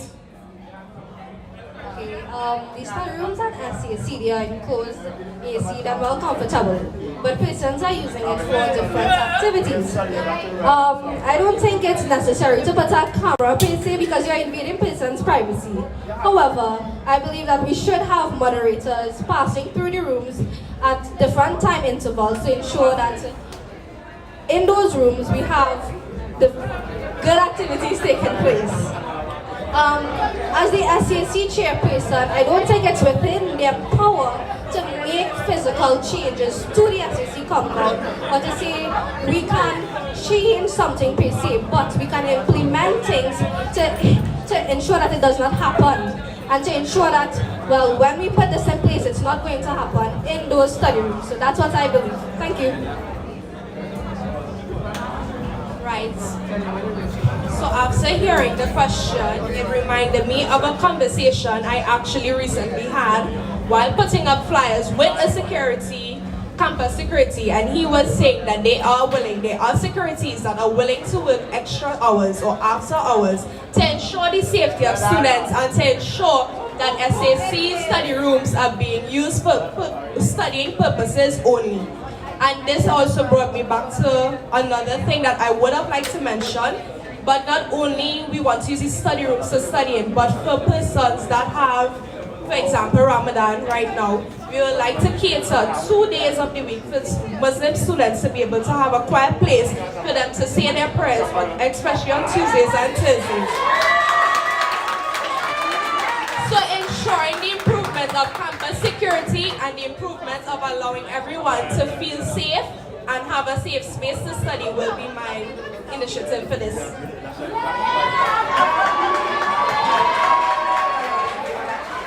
So for that, I'll have to agree with Bessie. The best way forward to moderate the activities in the study rooms would be to work hand in hand with the UWI police and the security, because we can't add a camera or lock the rooms because it's inconvenient to students who want to study late at night or early in the morning, and we can't have one pay for all.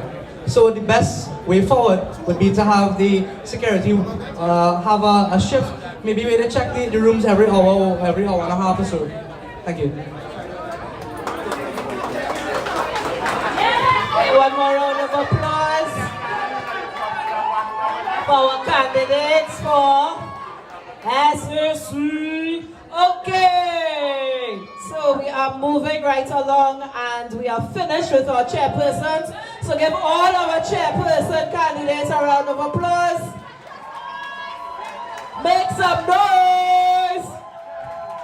All right, so at this time we're going to have our candidate for the position of part-time and evening representative, Ms. Chanel Vincent.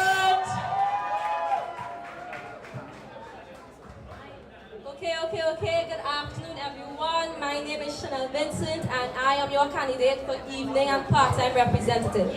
So I must ask the question: how many of you here are part-time students?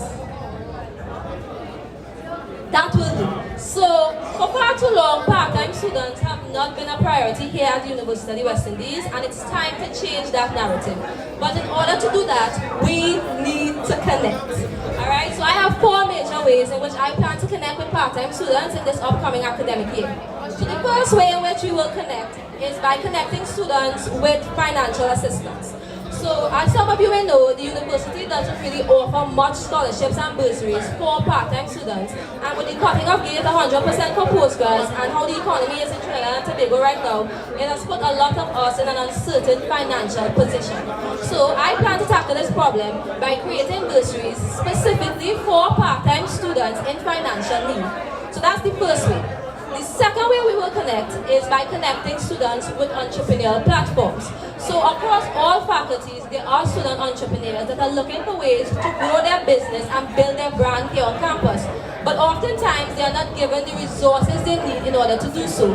So I plan to tackle that problem by creating an entrepreneur bootcamp in which over a series of weeks, there will be some workshops talking about how to finance a business, how to market your product, etc.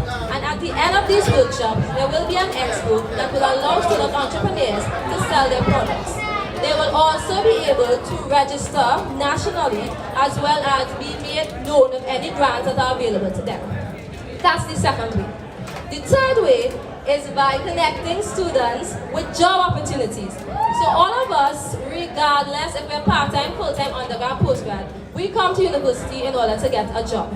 But many part-time students are looking for a job while going to university. So what I plan to do is partner with the private sector, particularly recruitment agencies, for the creation of an online system in which registered members will be linked to available jobs based on their interests, their experience, as well as their field of study.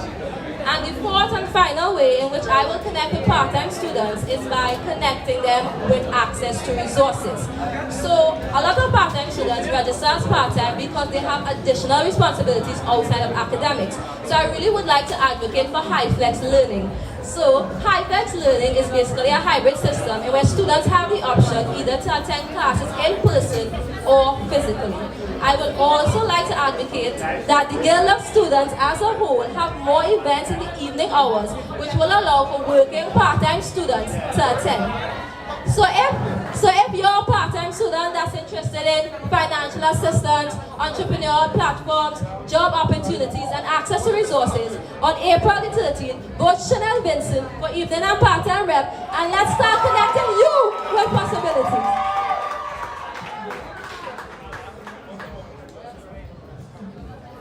Hey, any questions for part-time and evening representative? Now this segment is often underrepresented.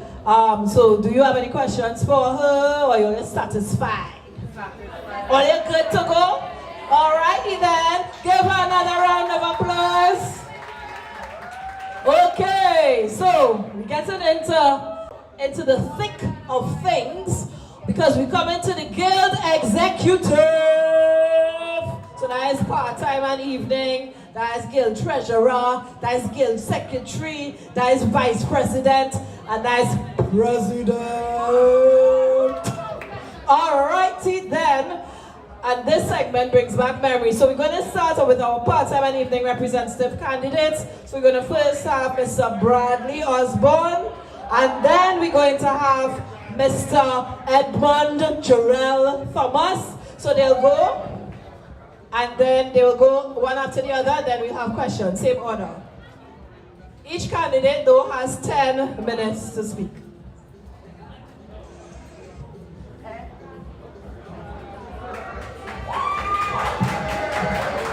Sorry, correction, part-time and evening representative. So, postgraduate representative. Good afternoon, SAC. Good afternoon, SAC. Alright, as many of you know, my name is Bradley Osborne, and y'all hear me well? Alright, lovely. My name is Bradley Osborne, and I'm running again for postgraduate representative.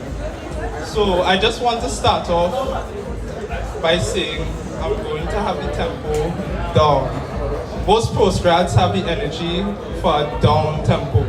But let me just make an important distinction when I start here by saying that I am running for a second tenure, but I'm not asking for a second chance. I'm asking for a continuation of the first opportunity I was given last year. Now, over the last year, we focused on, of course, getting feedback from the postgraduate cohort in terms of how we could actually create a community for postgrad. So a lot of the feedback has, of course, been distilled into one project that we are calling Innovate UE. Innovate UE is essentially what I refer to, and a lot of the team refers to, as the Guild Fest for postgraduate students. So many of you know what Guild Fest is. It's a full week of activities where you actually find most of the persons that you spend most of your university experience with. Now, for postgrads, outside of the classroom, we actually don't know much persons. So in terms of community building, we actually have a full week of events which touches on community creation, creating opportunities for career development, exposure for your research, as well as entrepreneurial activities. And most importantly, networking.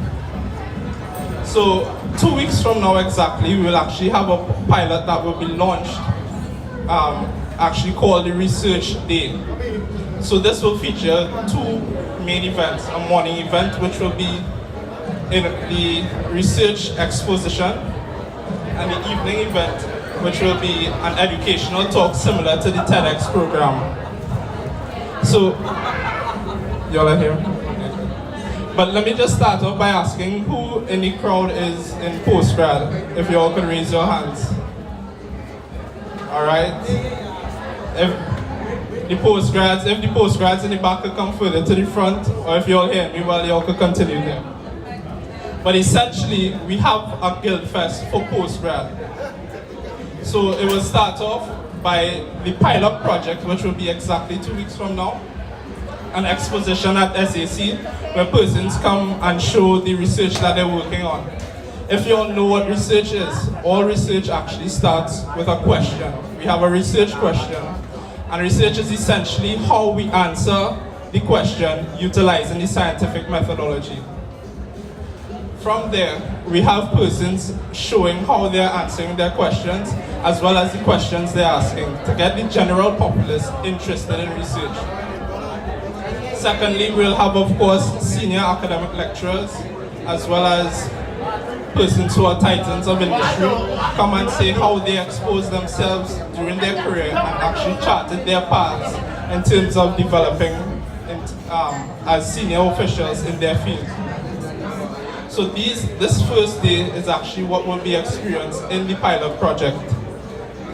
On the next day of the full initiative, we will have an entrepreneur day. This will feature the inventive innovations that are on campus, where persons have created new solutions, new business models, and actually have them promoted in another exposition. Afterwards, we will be followed, if anybody is familiar with Shark Tank, the show, we will have something similar to that before a live audience as well. And that will essentially get persons interested in entrepreneurship and invention as a means of actually career development as well. On the next day, we're considering having a debate competition where it will be cross-disciplinary in nature.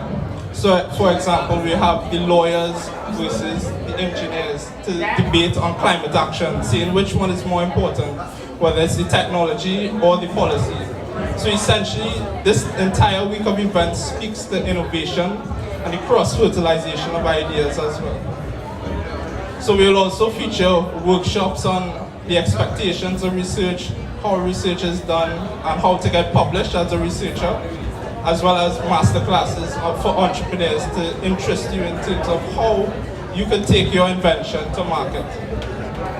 And similarly to how we close off the week of Guildfest,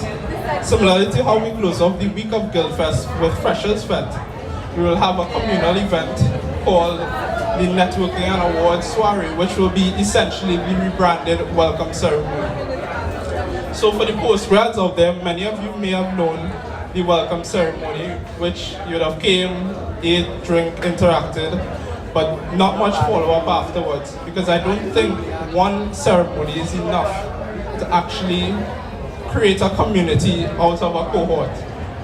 Essentially, consolidating the week of events with this rebranded welcome ceremony. We'll of course have persons interacting, we'll have persons from the private sector pledging scholarships as well, and utilizing a relationship model, for example, through Republic Bank, who is now invested in climate smart technologies, having them fund 5 renewable energy technology students to actually own part of their research after they have a fully funded scholarship. So essentially the week speaks to scholarships, opportunities for exposure, employment, and all types of activities in terms of networking that postgrads will be interested in. And this is the main, of course, the main event that we have planned. But this will be launched in September.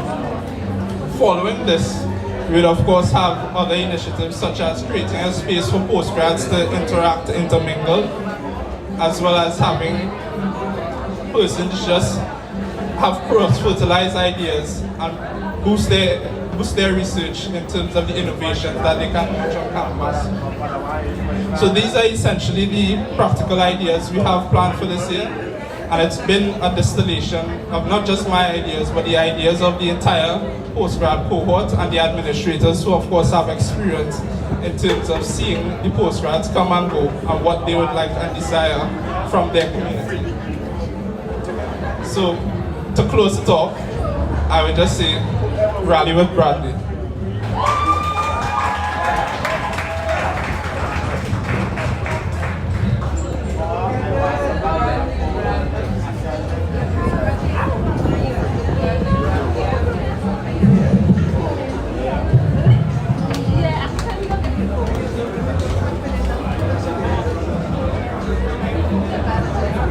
You guys can hear me?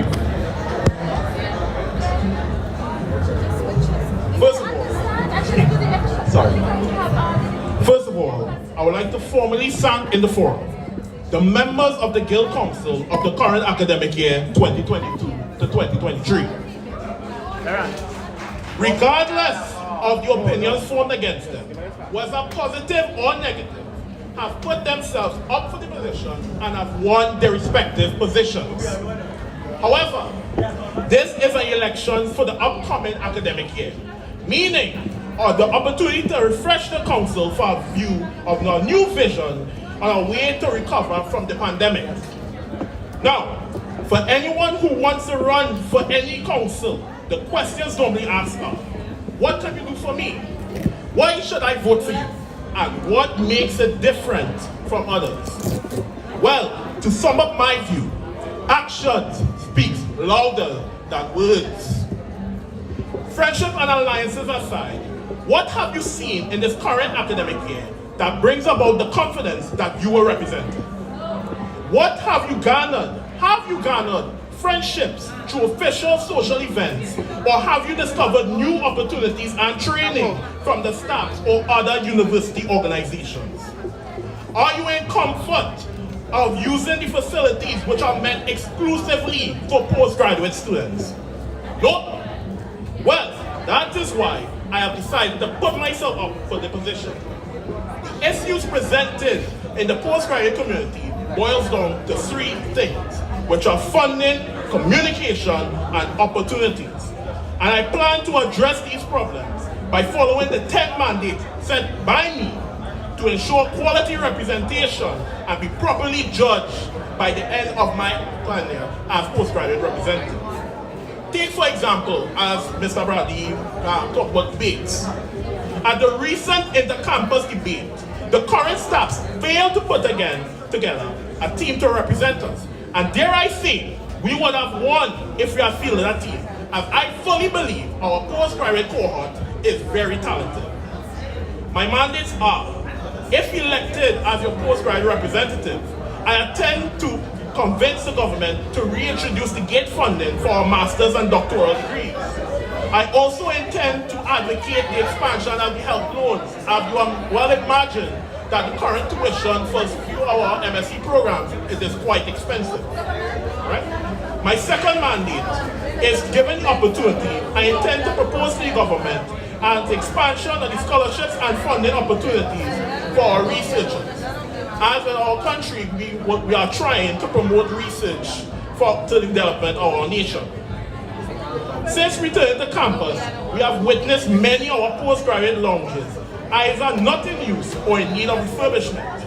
I intend to work fully with each faculty to ensure that there are proper areas for our postgraduate students to study. Due to the fact that our postgraduate students will mostly have evening classes, I, alongside with the upcoming Guild executive, intend to work with the deputy principal to render effective transportation for our commuting PG students.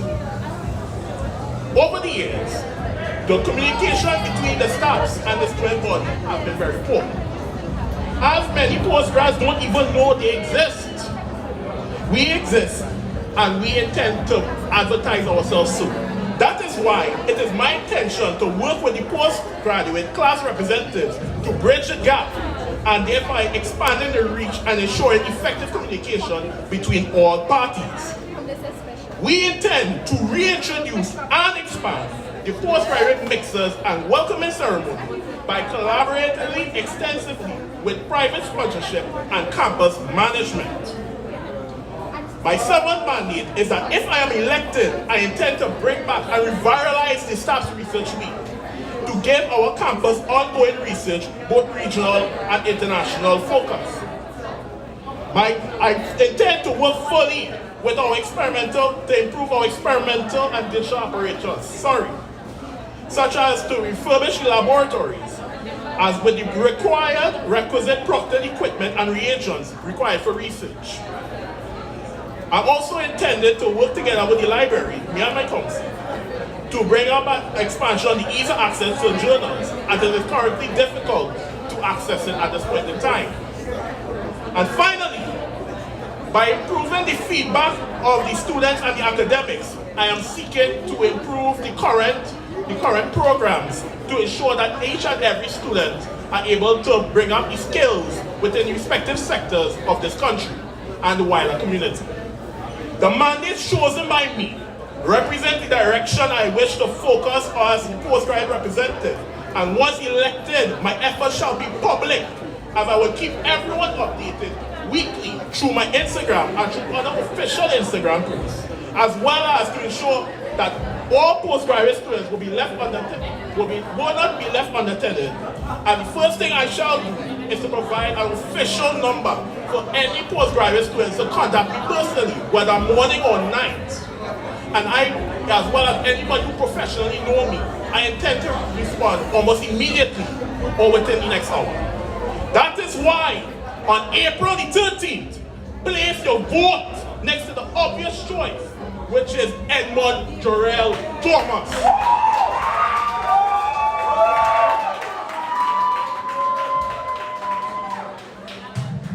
Okay, we want the next candidate to join Bradley, and we ask that you ask your questions. Remember, 2 minutes, keep it short and keep it sweet.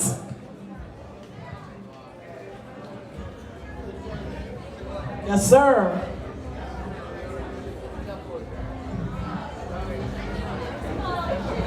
All right, this question is for Mr. Tom. Well, actually, this question is for both candidates. What are you going to do to interest the final year students in the possibilities of pursuing an MSc, an MA, or an MPhil degree?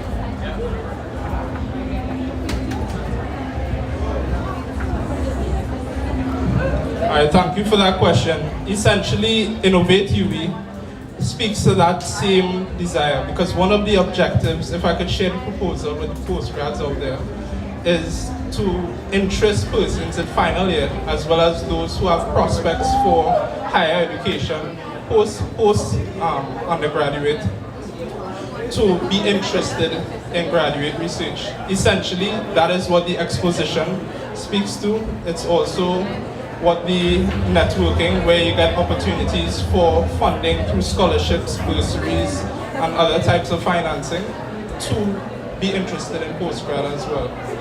So through the expo, the intention of it is to actually invigorate that academic spirit within all of us, because even in undergrad, I had a passion for research, but I thought I could not get published, but that's actually wrong.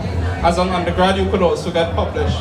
And if you expose yourself to the research that's going on through the seniors who are currently in postgrad, you could actually see how you could answer those same questions you're asking through the scientific method.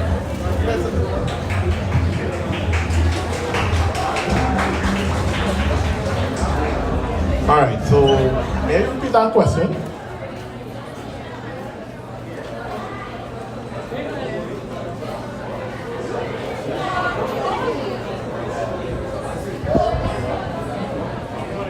I truly believe that the undergraduate and postgraduate community is quite separate, in the sense that for those who in the sciences, the STEM field, they final year project tend to be a one-off thing. That doesn't necessarily mean that you will use that specific research for your postgrad. In fact, I will truly believe, in my personal opinion, that the setup for the final year project in one semester, it is not enough to actually provide comprehensive research for the students. That is why, through discussions with other lecturers, I am planning to make the final year project not just a semester-wide, but a year-long project, whereas at the end of the year, I will collaborate with if you were to win, or with anybody who happen to be part of the council, to create what we will call a science fair in collaboration with private sponsorships to advertise our research for future projects.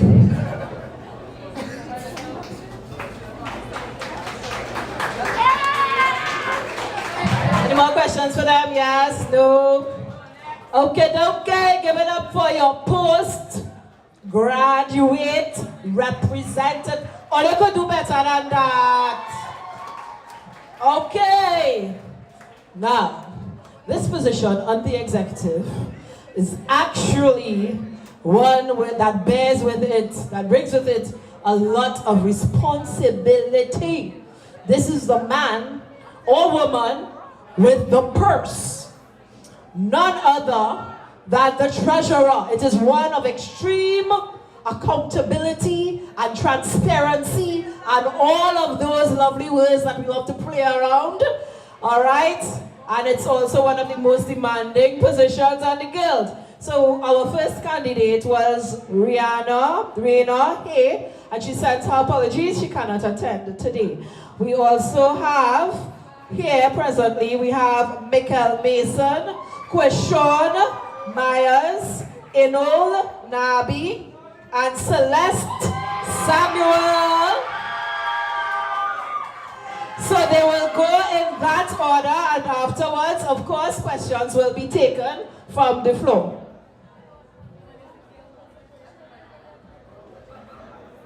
Hello, good afternoon, fellow Pelicans, candidates, and members of staff. My name is Michael Mason, and if you don't know, I'm a first-year student and a proud member of the Faculty of Social Sciences. I'm currently pursuing my bachelor's degree in banking and finance, and I'm running for the FSS Treasurer position for the academic year of 2023 to 2024.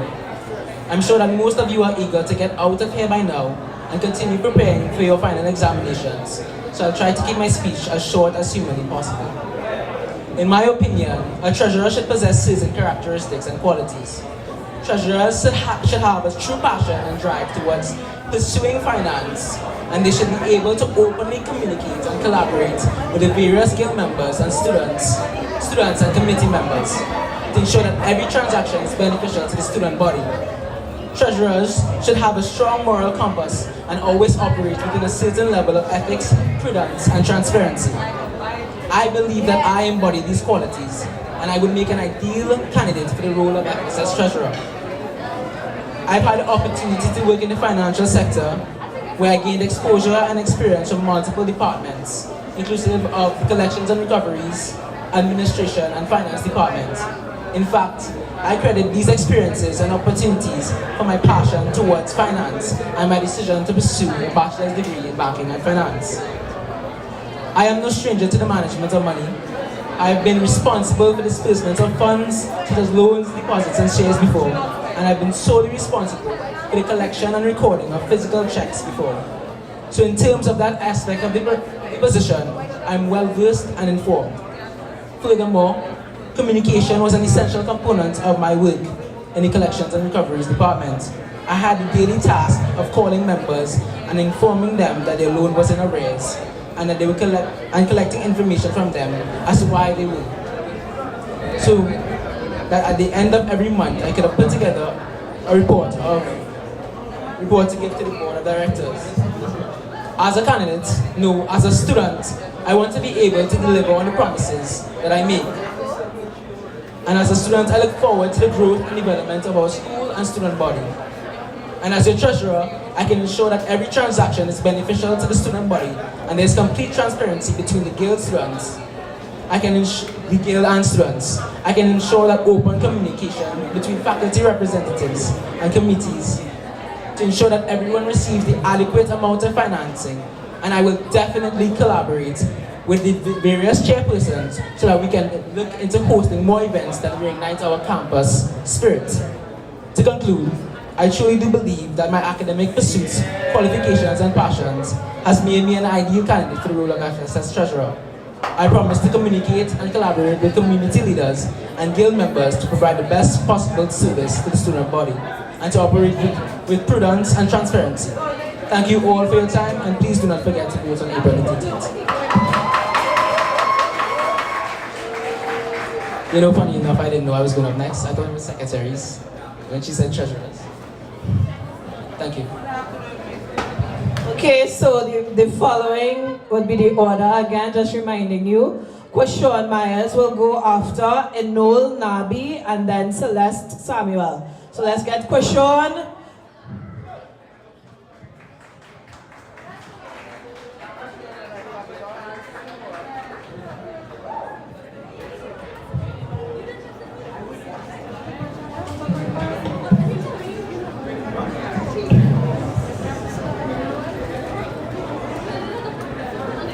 Good afternoon, everyone. So I stand before you today with a humble heart and a bold vision for our university.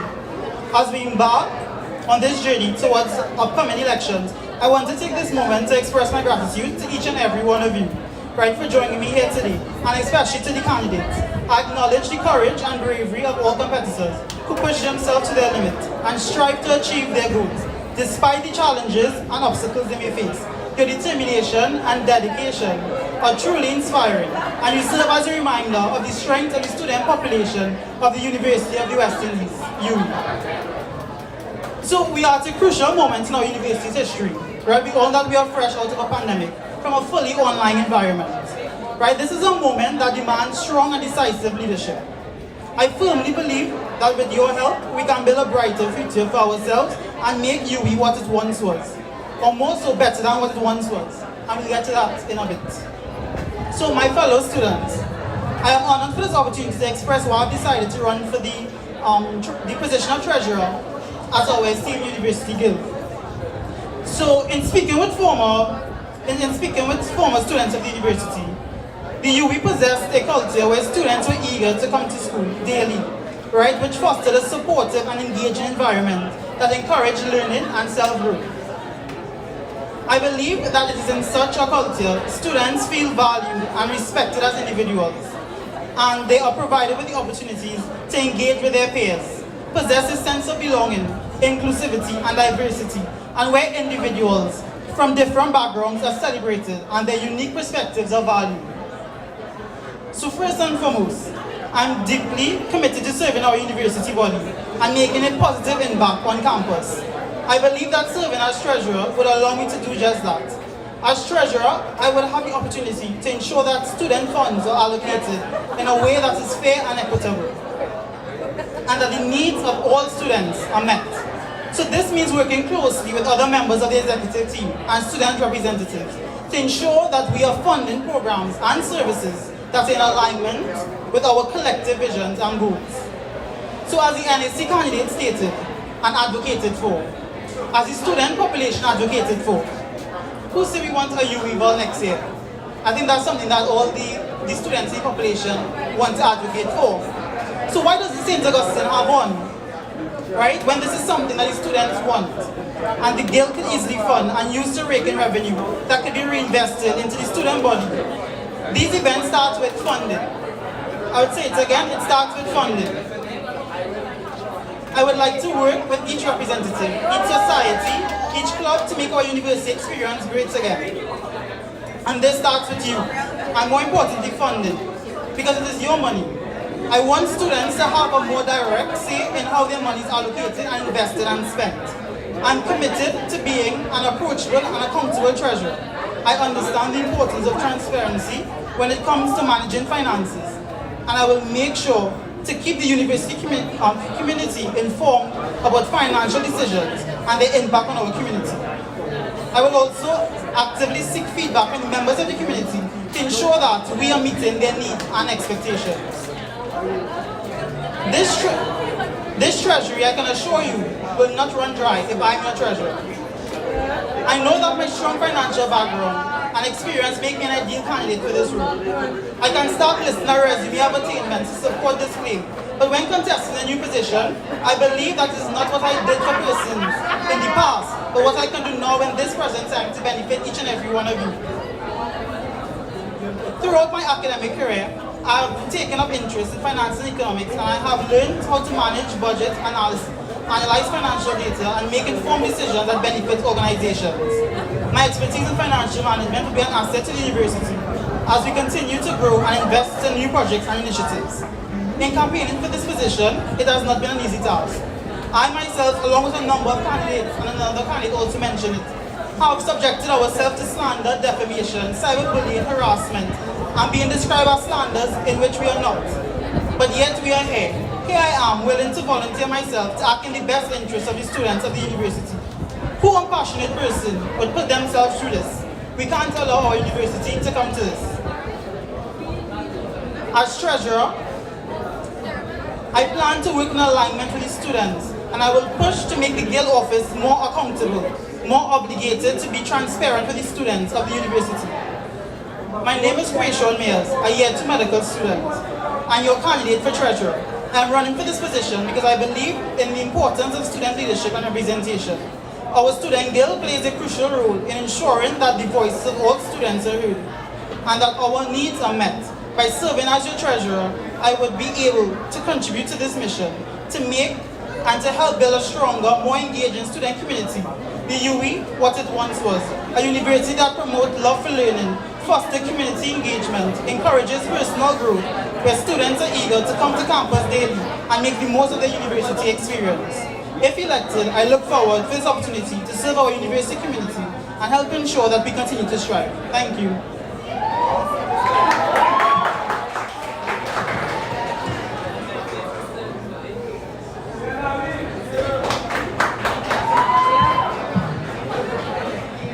Good evening, SCC. My name is Ainul Nabi, and I am your candidate for Guild Treasurer.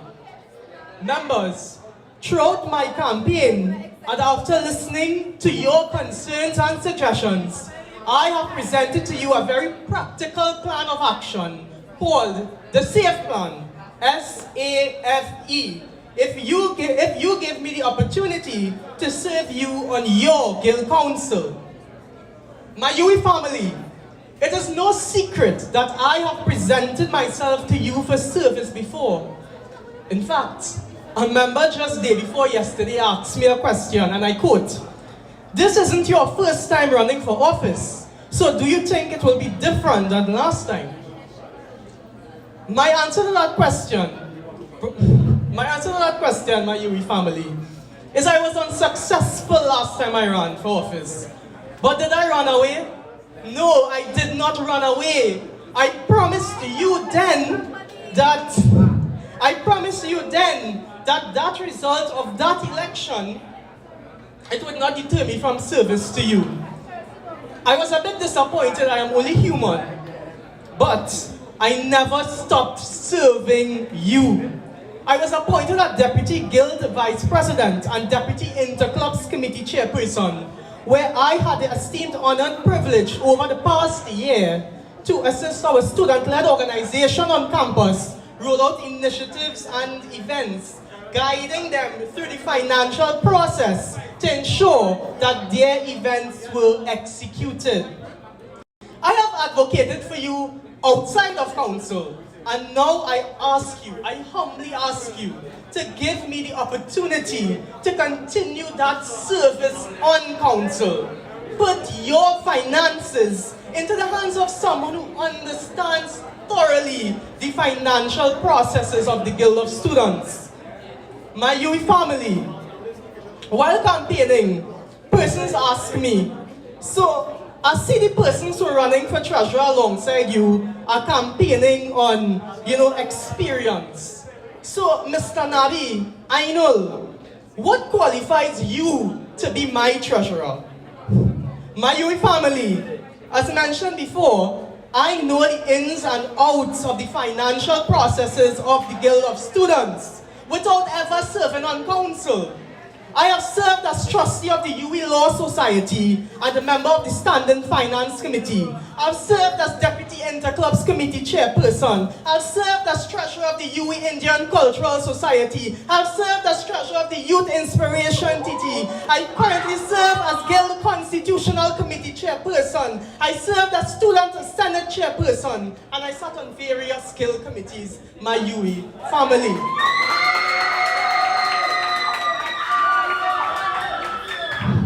Now, if that doesn't qualify me to become your treasurer, I do not know what experience is.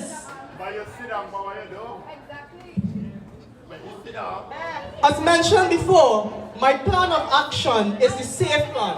S-A-F-E. S. Specific and attainable initiatives. I am not going to baffle you with pie-in-the-sky initiatives. We need to be realistic. Your Guild Council serves a period less than 1 year. It is important that the initiatives that will be rolled out must be ones that are attainable. There's a great need, firstly, for the foundation of the office of the Guild Treasurer to be built upon. This will be done by reconnecting the office of the Guild Treasurer with the various other treasurers of the Guild subcommittees, to promote various diverse interests.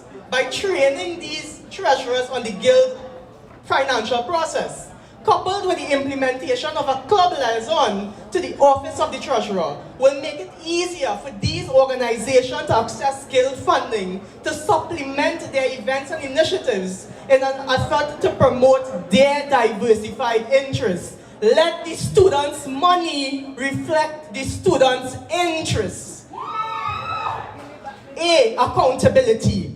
Do you know where your $225 every year goes to? You don't know. I don't know, right? Do you want to know how your $225 is spent? If you elect Ainul Nabi as your treasurer, I will ensure that the Guild Council is accountable to you and our members on how your money is being spent. This will be done by providing bi-semesterly reports to give you, the members, the most important stakeholder of our organization, an idea of what is being allocated and what is being spent. You must know how your money is being spent. F, financial aid. My UE family, I know what it is not to know how you're going to go to school, where you're going to get the money from.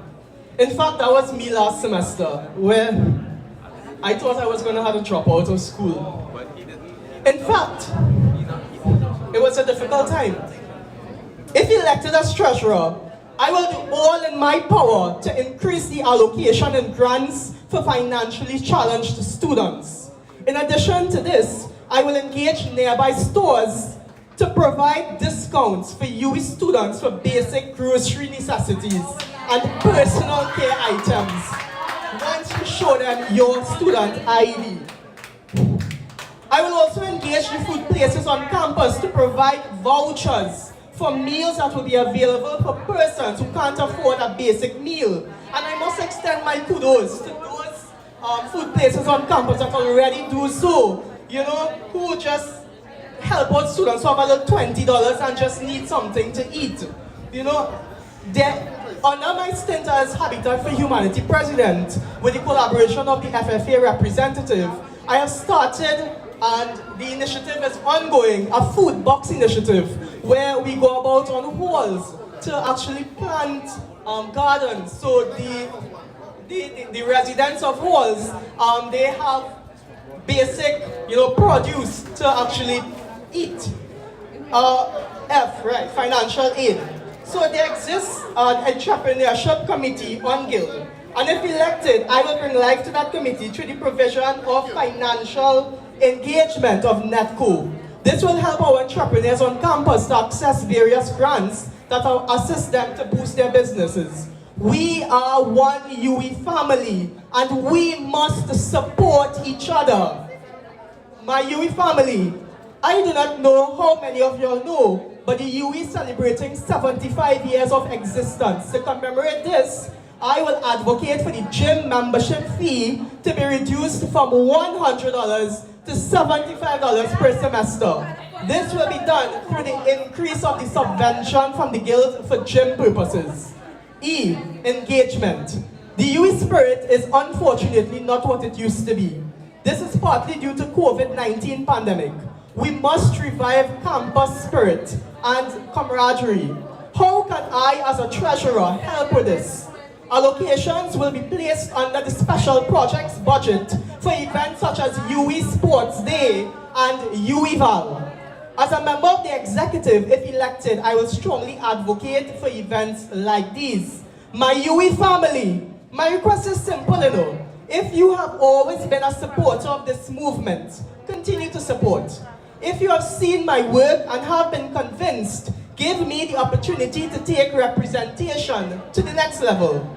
On April the 13th, join the movement, support the movement, and vote for the safe choice. Vote for specific and attainable initiatives. Vote for accountability to you. Vote for financial responsibility and aid.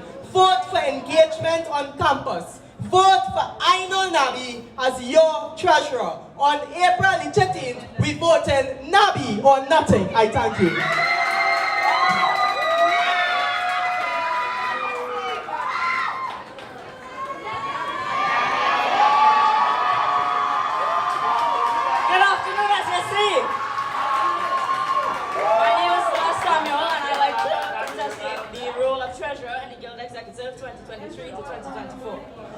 Now, it has been my experience that if you speak to the average student, and all of my colleagues have reflected this, if you speak to the average student, the first thing that students complain about is that events were poorly managed, they aren't getting funds for clubs, they are poorly promoted or poorly marketed, and students don't feel like anything is working for them. They feel like their needs aren't being heard, and they pay $225 in guild fees every semester, and yet have no autonomy over how their own money is spent. Now, guild fees are mandatory, right? And they aren't cheap, because who has $225 to spare? Since GATE does not pay for compulsory fees, you yourself have to pay these guild fees. Now, when students pay guild fees, which have essentially become like taxes, and they do not feel like their needs are being met, they feel like their autonomy is being taken from them. They don't feel empowered.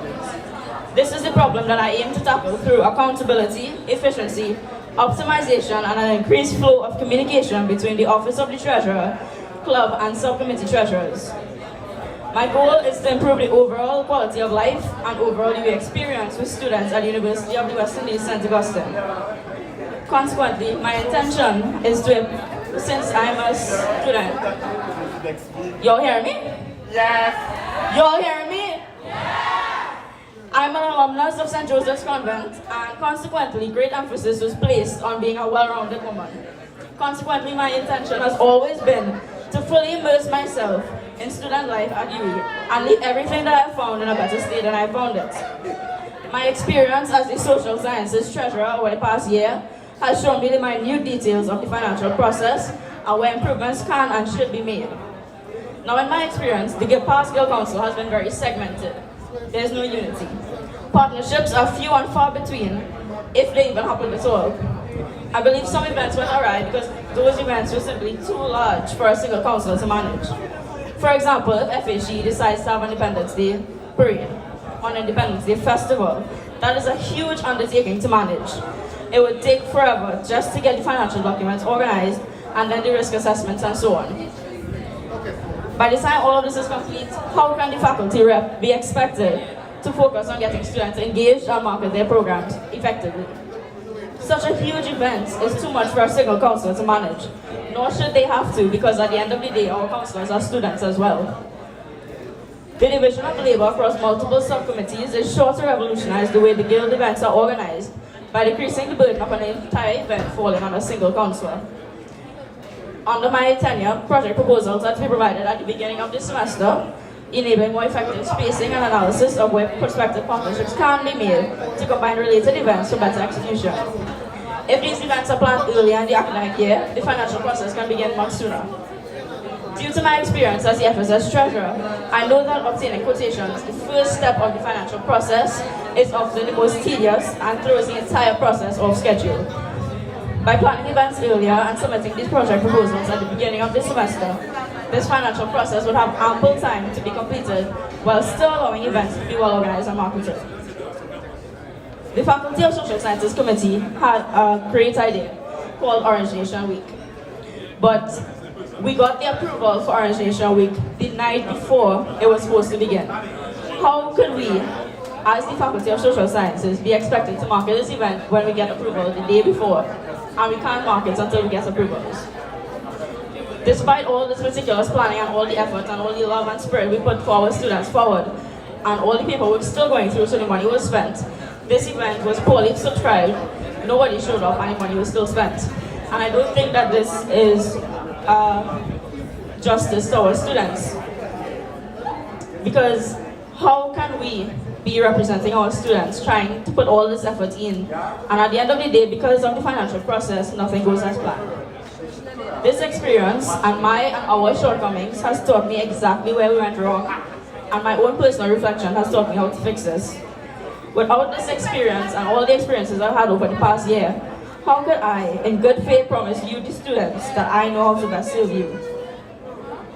I began my second year of UE studying banking and finance and joined the FSS committee with the desire to be guild treasurer in the following year. I did not think that going from a student with no experience in the guild would be fair to the students or fair to me. And true to form, I still believe I made the right decision in deciding how to work from the ground up. Because now I know our needs as regular students, I know how the guild works, and now I'm ready to serve on a larger scale. In the realm of accountability, there is much left to be desired in the Guild. Under my tenure, any councillor who decides to act as a force of their own and engage with suppliers without the appropriate approvals will be held responsible. We have a fiscal duty towards students who trust us with their funds, and we should not be acting as a force of our own with no approvals, no accountability, and no consequences for these actions. So for instance, if the FSS representatives engages a supplier without the approvals and signatures that they need, this will go to their student account because they are responsible. To build on the topic of our fiscal responsibility to the student population, any expenditure for a single event exceeding 30,000 should be voted on by the entire council. Now, you, the students, elect your faculty representatives and council chairpersons to represent your needs and speak on your behalf. They are the voice that you have on the Guild Council.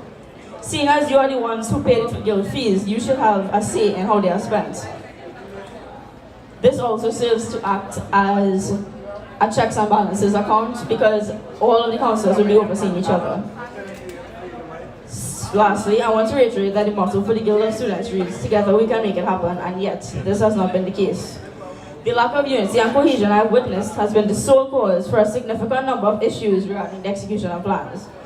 Many subcommittee treasurers and club treasurers rely on each other as opposed to the office of the treasurer to guide them through the financial process, as they feel disconnected from the office of the treasurer. This is why I want to have specified weekly office hours for the treasurers of the subcommittees and the clubs, so they would feel safe and comfortable coming to me, getting their events planned, instead of going to people who don't really know and aren't really experienced in how the financial process works. Because I'm sure all of us think that the clubs this year were very inactive, correct? This is not because the clubs weren't trying their best or they didn't have the right ideas. This is because they just simply did not know the financial processes, and when they tried to get things done and did the wrong things, it just didn't happen. It's true. Being the Guild treasurer is not solely about being treasurer. It also means being an effective leader under the Guild executive. And effective leaders must be present. They must guide their team to the most fruitful possible outcome and inspire people and make them feel safe enough to ask for help. I have been a part of numerous extracurricular activities as both a leader and a follower. And I believe that a good leader must first know how to be a good follower. This past year as a follower has offered me a tremendous amount of personal growth, both personally and otherwise. Now, I'm certain that I'm ready to lead and ready to lead. We, the student body, do not need a treasurer who does not know the financial process. Time is finite. Some of us are in our last year, and my tenure will only last 1 year. So, on April 13th, I urge you to vote Celeste for Guild Treasurer 2023-2024. Thank you. All right, give it up for all our candidates for treasurer. And at this time, we want to ask all the candidates to come back because we have our question and answer segment. What is our rule for question and answer? Kiss it, keep it short, and okay. So, woo! Just a minute.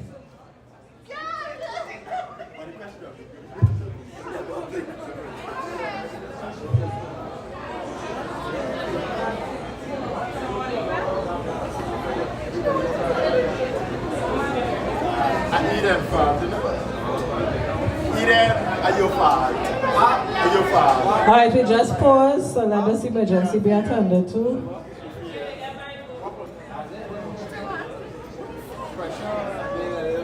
Pressure bus.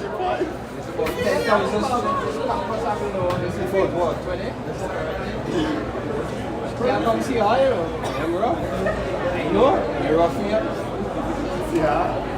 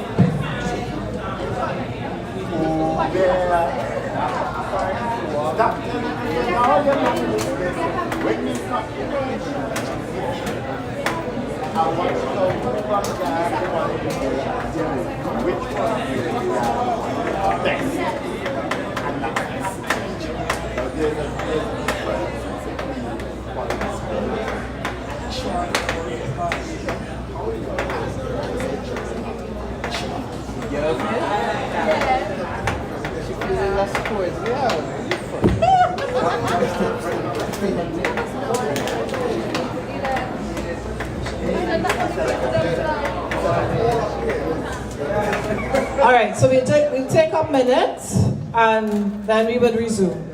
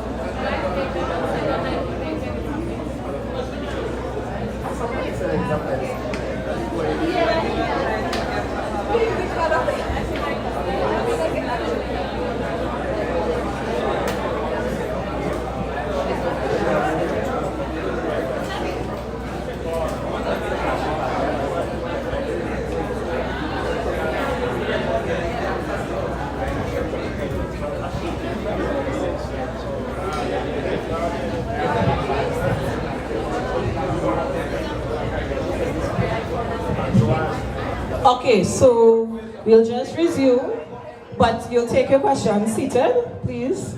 And we just resume, so let's just at least get one question for our candidates for the position of treasurer. Any questions for them? One question and then we'll continue.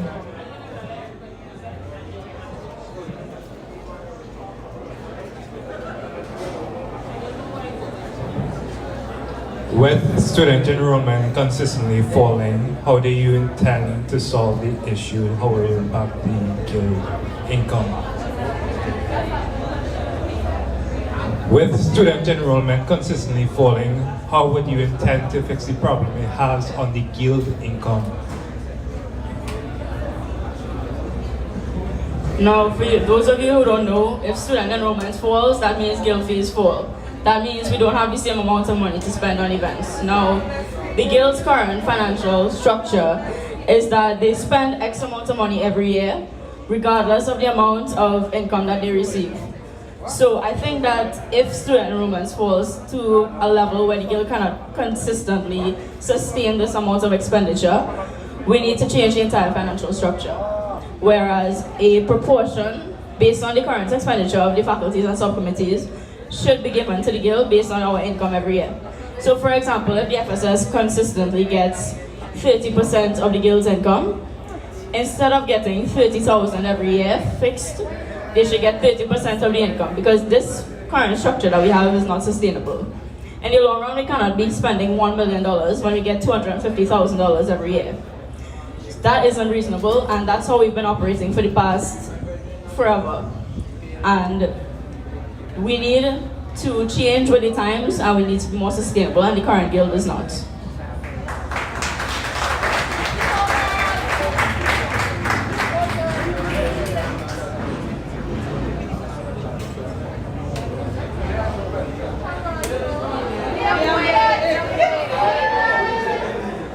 Could someone repeat the question? None of us up here heard it.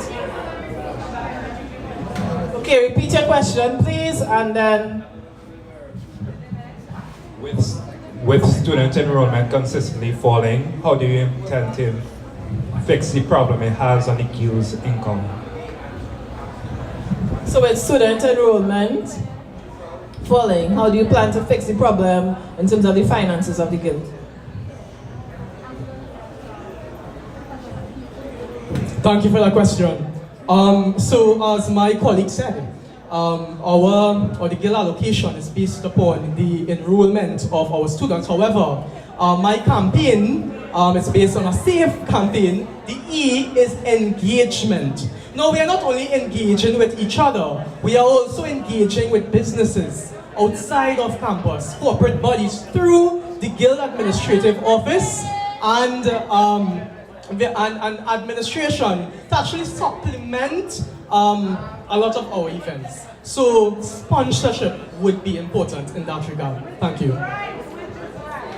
I also believe that sponsorship would be a big part of solving the problem, but stricter delegation of funds would have to happen, because with that amount of money dropping, we need to be more careful about the events that we're having and hosting. So maybe we could more focus on events that benefit the majority of us rather than a small portion of us. Okay, so with regards to the question that was asked, the first thing I would like to point out is that it's important, the office for treasurer is also important in having a good relationship with the administration university. And I believe that the office of the treasurer does have an effect on the entire diaspora of the university, in the sense that the issue with regard to the drop of student enrollment could be resolved to an extent if things are to work out good from the office of the treasurer. What I mean by this is we need to ask ourselves, what is the cause for the drop in enrollment, and which will have a trickle effect on the funds allotted to the Guild. At the moment, is the University of West Indies an environment that you would advocate people to come for in the sense of opportunities with regards to experiences and stuff like that? I believe that if we were to engage and fund interesting events, as what some of the candidates acknowledge, I believe that this would cause the university to have a good image in the public's eye, and this would boost student enrollment as a benefit of a good acting Guild treasurer in office.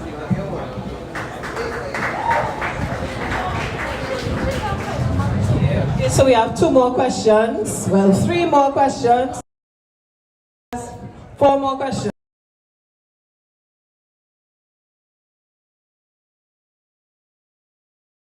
Afternoon. Question. To solicit funds from the Guild could be a very tedious process. How do you guys plan to mitigate or lessen the process to get funds from the Guild? Okay, how do you plan? The process of getting funds from the Guild is a tedious process. How do you plan to mitigate this to get funds so that students can get funds a lot quicker from the Guild? So as indicated, I believe the various clubs, committees, associations, and societies on campus, they are the lifeblood on campus. They promote our various interests, and most times they are the ones that, host or through events and initiatives. How do I get these clubs, associations, and societies, how to make it easier for them to access Guild funds? By providing an opportunity in my office, the office of the Guild Treasurer, for a club liaison. Now, this club liaison would be the liaison between all club treasurers and the office of the Guild Treasurer. In that we will, through this liaison, we will, train these treasurers, train these persons who hold these offices to actually know about how to go about getting funds from the Guild of Students. I hope that answered your question. In terms of getting Guild funds as an easier way, I would allude back to my candidate Celeste's point, where she said that they would have monthly or more regular meetups with the different treasurers of the different committees and the treasurer themselves And that itself would foster more cohesion and communication between us and hopefully speed up the process. Okay, so to answer that question, thank you for the question. I experienced firsthand as being the year 2 faculty medical sciences rep, the difficulty in attaining funds from the office of the Guild with regards to funding our events and stuff, and because of that, a lot of our events were planned to the full extent they had to be cancelled. And I believe that the issue with regards to getting funds from the Guild office is basically a simple issue. It's the lack of information. Right? The process is not properly outlined and is not properly advertised to the various treasurers and student activity chairs of the various societies within the university. So I believe that in order to alleviate this issue, it's simply just to create a model that can be disseminated easily and easily understandable to the various treasurers across the societies and all across the university, and outline a simple process on what they have to do to attain these funds with estimated deadlines and stuff, so they could plan their events and have it pulled through in its full extent.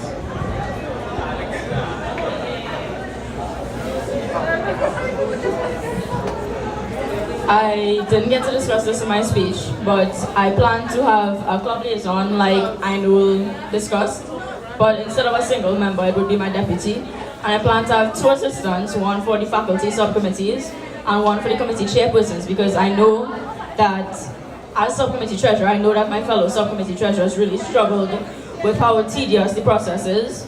And I think that as treasurer, I need to be a leader as well. I need to guide them, and I need to have things in place and implemented that will make their lives a lot easier.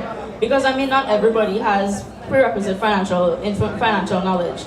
So as treasurer, that's one of the things I plan to do to make the process less tedious and to let my subcommittee treasurers feel less alone and have more guidance.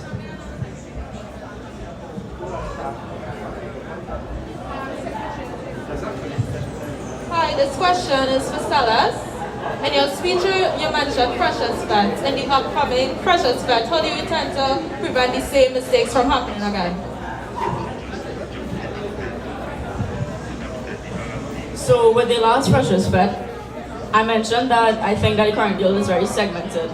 There's not a lot of communication throughout, and that was one of the main problems, because one person was doing everything on their own and they didn't get the input of other members. So greater transparency is definitely needed. I think that we can't have one counselor planning the entire thing. We need to have partnerships. So we need to have the ISC, we need to have NAC, we have all these faculty members, all these council members, and we can split the workload so it would be a much better executed event.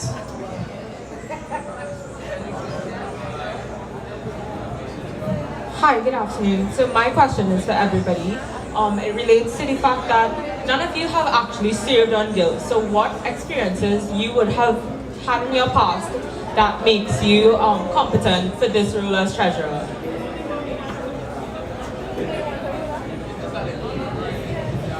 I served as a junior achievement runner-up president nationally. We won the entire competition. So that was my experience as a leader and a business leader as well, because we were essentially running an entire company by ourselves. I was the FSS treasurer. I know intimately the financial process.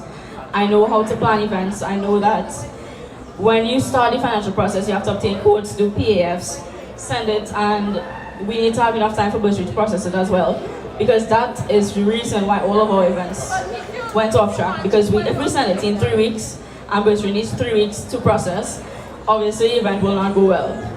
So I think my experiences make me the most seasoned candidate, because and I'm also doing banking and finance.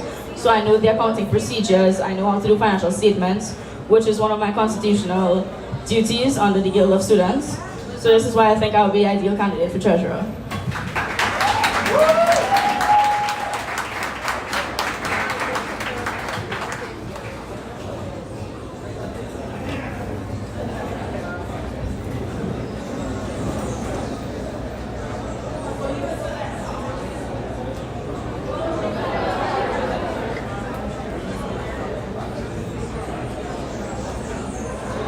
Okay, so thank you for that question. So just to reiterate, I think the question asks, if I'm correct, since none of us have served on the Guild, what experience do we have that make us a good treasurer?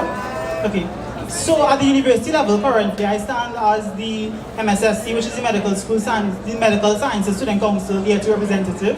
With that office I currently hold, I'm responsible for acting as a liaison between administration and staff and students of all the EA2 schools, the EA2 population across all the 5 schools, 6 programs in the Faculty of Medical Sciences.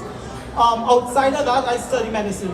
And you may ask, what does medicine have to benefit you as being a treasurer? So the current Guild treasurer is a medical student, but aside from that, in studying medicine, it allows us to understand the values across vast areas.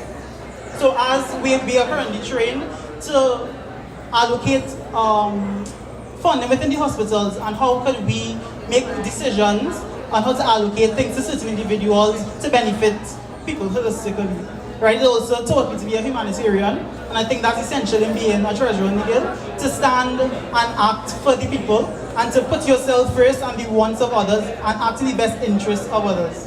So I believe that I could continue to list, but I believe that those are 2 essential things, aside from advocative experience, that would make me a good treasurer on the Guild.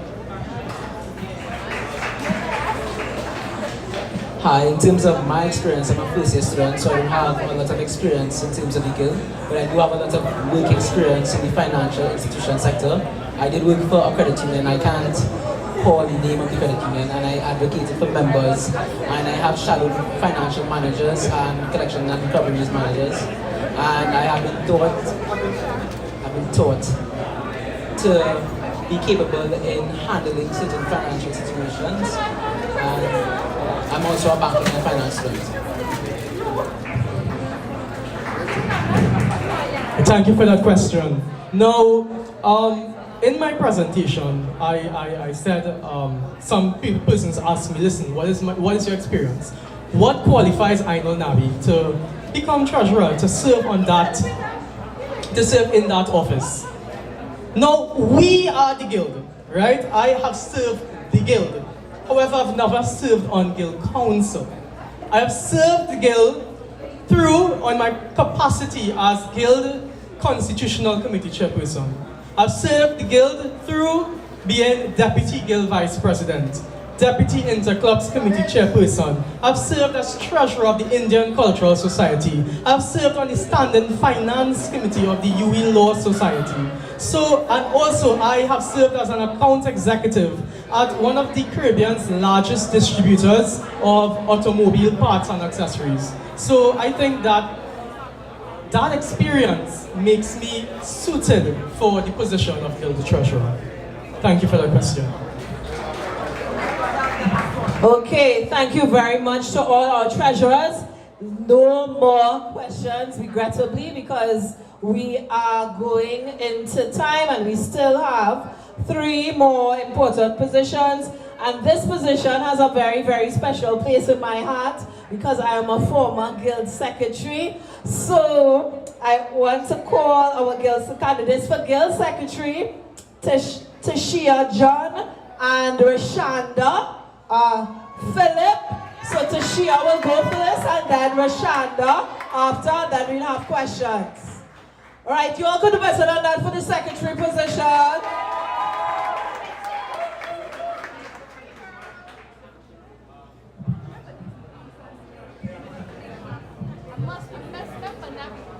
Pelicans, good afternoon.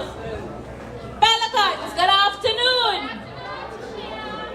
Dear Pelicans, I stand before you today, not just as a secretary candidate, but as a student. And as a student, I am worried. Let me tell you why I'm worried. Because I am fully aware of how detrimental poor communication can affect us UE students. But now, I am here, so have no fear. As the old people love to say, beat the iron while it's hot. So I'm here to beat the iron while it's hot. So let me start. I'm here to advocate for a better UE. Good afternoon, dear Pelicans again. My name is Tashia John, and I am running for the position of Guild Secretary. So my watchwords, what are my watchwords? Innovation, diligence, progress. These are my watchwords because it's time for us to fight. Fight for new projects. fight for new ideas, fight for transparency, fight for accountability. Time for us to fight for a better UE. I, Tashaya John, your soon-to-be secretary, stand today with you for this, on this day, and the next upcoming year. I stand with you to fight. I stand with you to do a job that has been underutilized for far too long. So many of you all might ask yourself, well, what is secretary can do for me? Well, I'm here to tell all you. So, the secretary is not just someone that takes notes, not somebody that just types, but somebody that is responsible for passing adequate information on to the student body.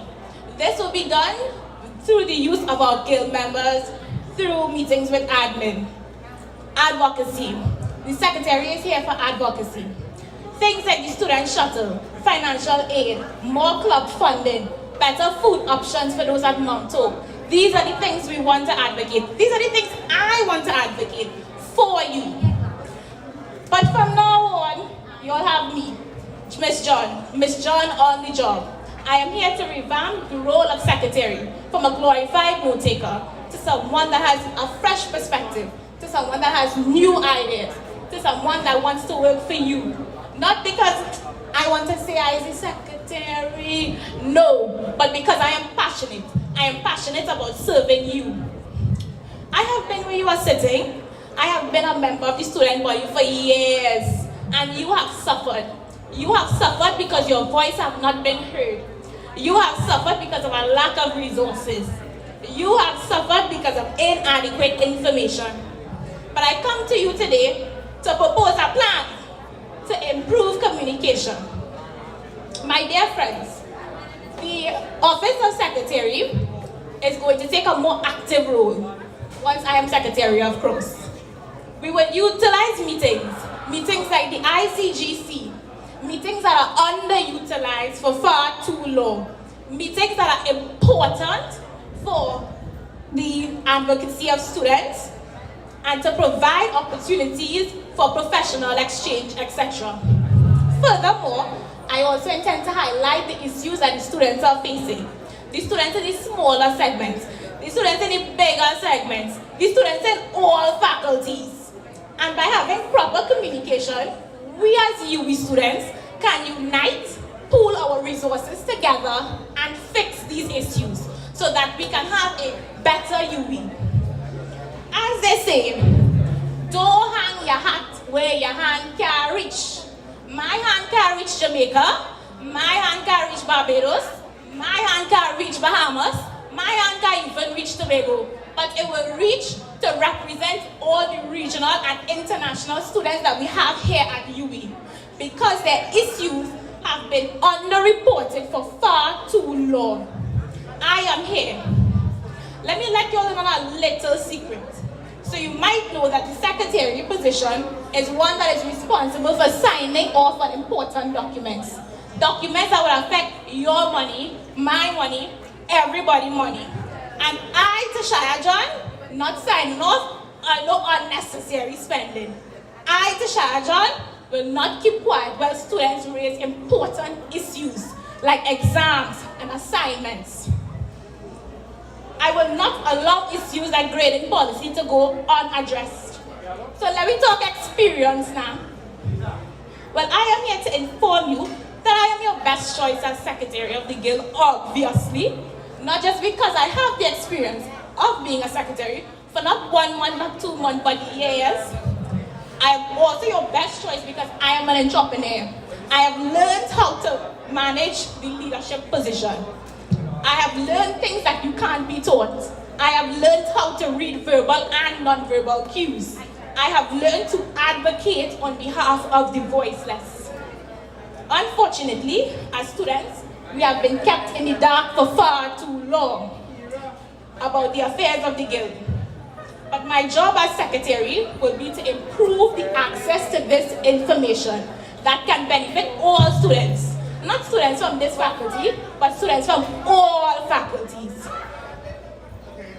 Everybody and their mother want to know where the money going. And? Alright? Right, so we have to address that. We had to have monthly reports. We had to have guild newsletters. We had to publish these things so that you know where your money is going. Another thing we need to address is the importance of clubs.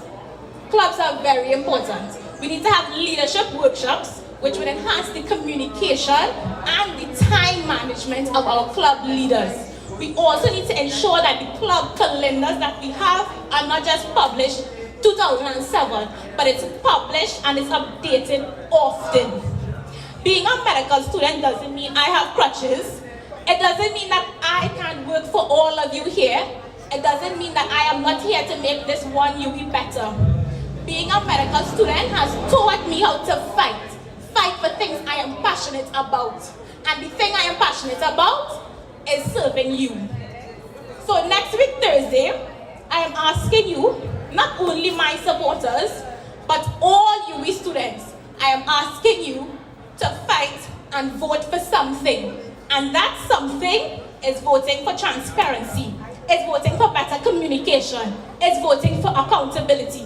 Vote John on the job, vote for Tashaya John next week Thursday, because I am here to do the job.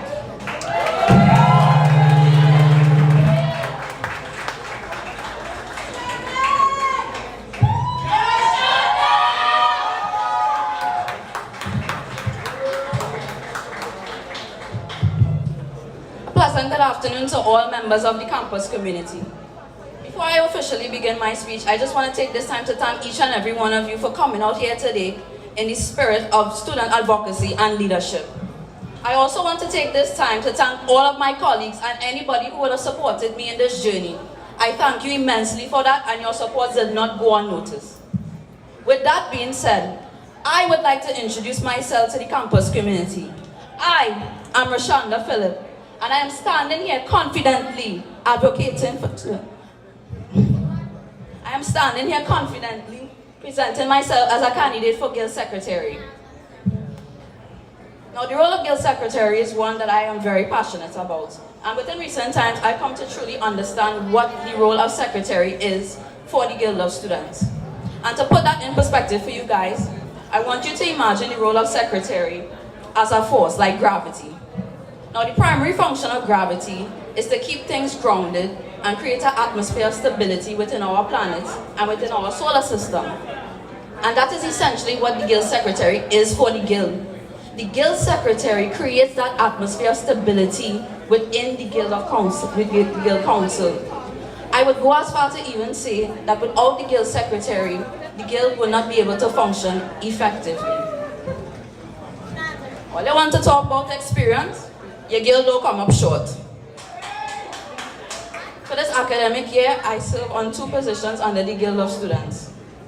One, I am a secretarial assistant under the Office of the Guild Secretary, Ms. Tyler Marie Mungle. And I am also the Secretary for the Faculty of Food and Agriculture. And throughout my tenure for both of these positions, I was able to perform a variety of secretarial duties, which include minute-taking, agendas, proposals, and I can go on. I was also able to familiarize myself with the various processes that occur throughout our university, as well as the people that help aid this process. Big shout out to Ms. Amanda Best-Noel and Ms. Carol Sandy in the crowd.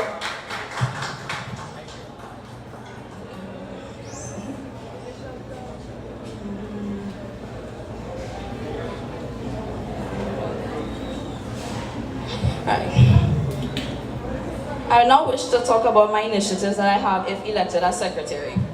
My first initiative I wish to implement if elected as Secretary is to create a Secretariat network. And the purpose of this network is to connect all of the secretaries across every club, association, and committee. And the purpose of this network is to ensure proper documentation is conducted within each cohort, to provide guidance with regards to various processes that occur within the Guild space, create a space for members to feel comfortable within their position and foster camaraderie amongst one another, and strengthen the relationship between the Guild executive and many entities that fall within the Guild of Students. Additionally, I wish to expand the office of the Guild Secretary by formally establishing a Secretary Committee. And by establishing this committee, it will create uniformity throughout the structure of the Guild committees, provide new learning avenues for persons who are interested in leadership and student advocacy, and to be able to apply new skills. My third initiative is to create a secretary's handbook. And the purpose of this handbook is to provide information to secretaries, whether you're appointed or elected, about the many roles and functions. It will also act as a keepsake within the Guild of Students resources and can be used for persons to reference in the near future. This would include background information on the various roles, guidelines on how to properly conduct these documents, resources such as templates for minute taking, agendas, letterheads, etc.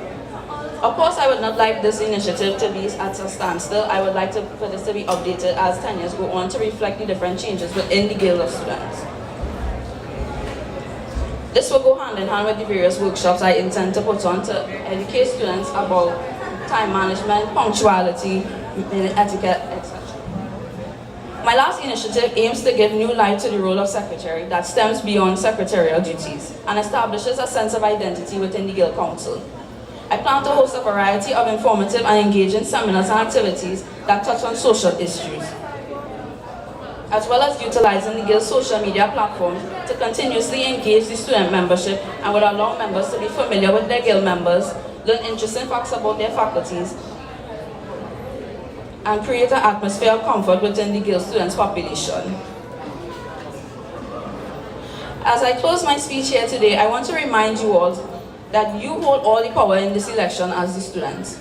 And I urge you to vote for somebody that you believe is suitable for to be a part of the Guild Council and is able to advocate for your needs as students. With that being said, on April 13th, I encourage you to cast your vote. And if you need a clue as to who to vote for, let me provide that for you. Because a vote for me is a vote for someone who's passionate about the position. A vote for me is a vote for someone who's knowledgeable about the position and all it entails. A vote for me is a vote for true change within the Guild of Students. And most importantly, a vote for me is a vote for true student advocacy. So on April 13th, we vote in Shandy for secretary.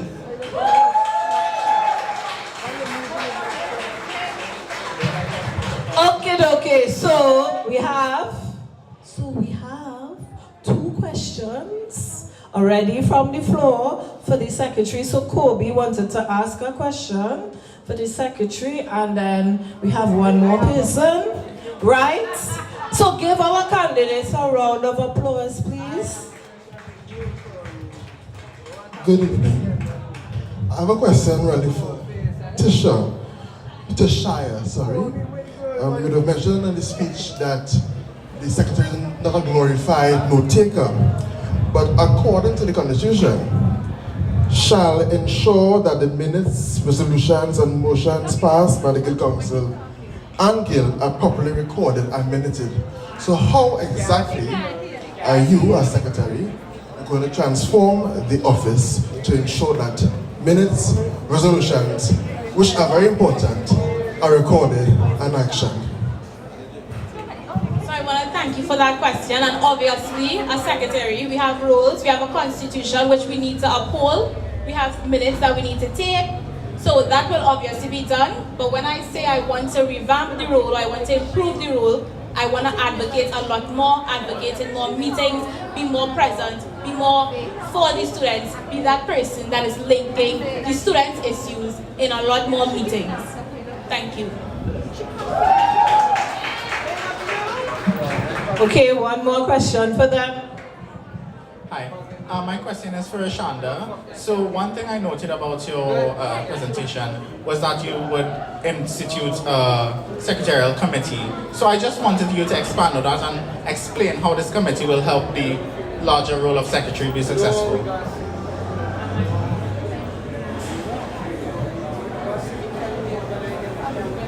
Okay, thank you for your question. So, one of the primary roles of secretary is ensuring efficiency within the Guild cohort, and I wanted to extend those courtesies to all of the different clubs and committees and associations. So the purpose of the Secretariat Network is to ensure efficiency in all of those clubs and committees. Yeah. The purpose of the Secretariat Network is to extend those courtesies to ensure that they are also efficient. And one thing I've noticed based on my outreach with club members is that they feel like the Guild of Students doesn't have their support when it comes to initiatives like that. And that is essentially what the purpose of the network is for.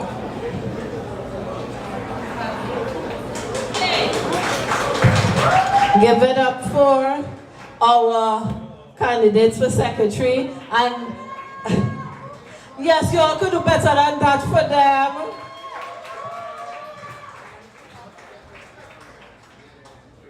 All right, so this is very nostalgic for me because I remember when I was just like them, coming up here and presenting for a much larger audience of students. But all right, so we're proud of all of you. I'm very, very impressed. The Guild is an excellent, whoever wins the Guild is going to be an excellent, excellent hand. So now we come to the deputy, the vice president position. VP. Everybody say VP. All right, so now we have Joseph Patty and Tyrese St. Louis, our two candidates. All right, so we'll have them, and of course, questions right after. Okay, thank you. Good afternoon, everyone. I know we've been here a while, so shake off yourself a little bit. Let's get back into it. My name is Joseph Patty. I'm a year 2 student, and I'm going up for vice president of the Guild. Because if this university says it is top 1.5%, it is time to act like we are top 1.5%. And let me show you all how we are going to do that. So my 3 watchwords are security, engagement, and development. How are we going to do that? We are going to do that by practicing PATY. 1, prioritizing safety. You cannot walk into this campus as a student and feel like you are not safe. This is the place where you spend most of your time outside of your house. Campus security, and I'm sorry to say this, but it needs to be said, is not doing enough to protect the #1 asset on this university, which is you. And how are we going to do that? 1, students need to pull up on campus security. You walk into campus, you see a campus security guard did not check somebody who you don't know ID. Why did you not check their ID? You do not know if that is a student. You do not know who that person is. That person could be the downfall of another student. And the #1 asset of this university is its students. So that is why I plan to release something called the Campus Security Failure Report. It is where students on a monthly basis submit their anonymous concerns where they felt like campus security did not protect them, and publish that report every month to the head of campus security and to admin to show them, look, this is where your campus security did not do what they were supposed to do. A, activating student life. We are in a Caribbean island. We have culture. We are a plethora of culture, yet we cannot come out of an almost 3-year pandemic with 0% energy. So how are we going to bring that back to this campus? We need to be more efficient with the way we do our events. For example, Freshers Fest was never an income generating initiative. It never has been and it never will be. So the best thing to do with Freshers Fest is reduce the cost of Freshers Fest and change the entrance fee to a non-perishable food item and change the entrance fee to an item of stationery to make a smaller Freshers Fest free for every single student on campus. And then take that non-perishable food item to double the amount of food that is given out at Food for Thought.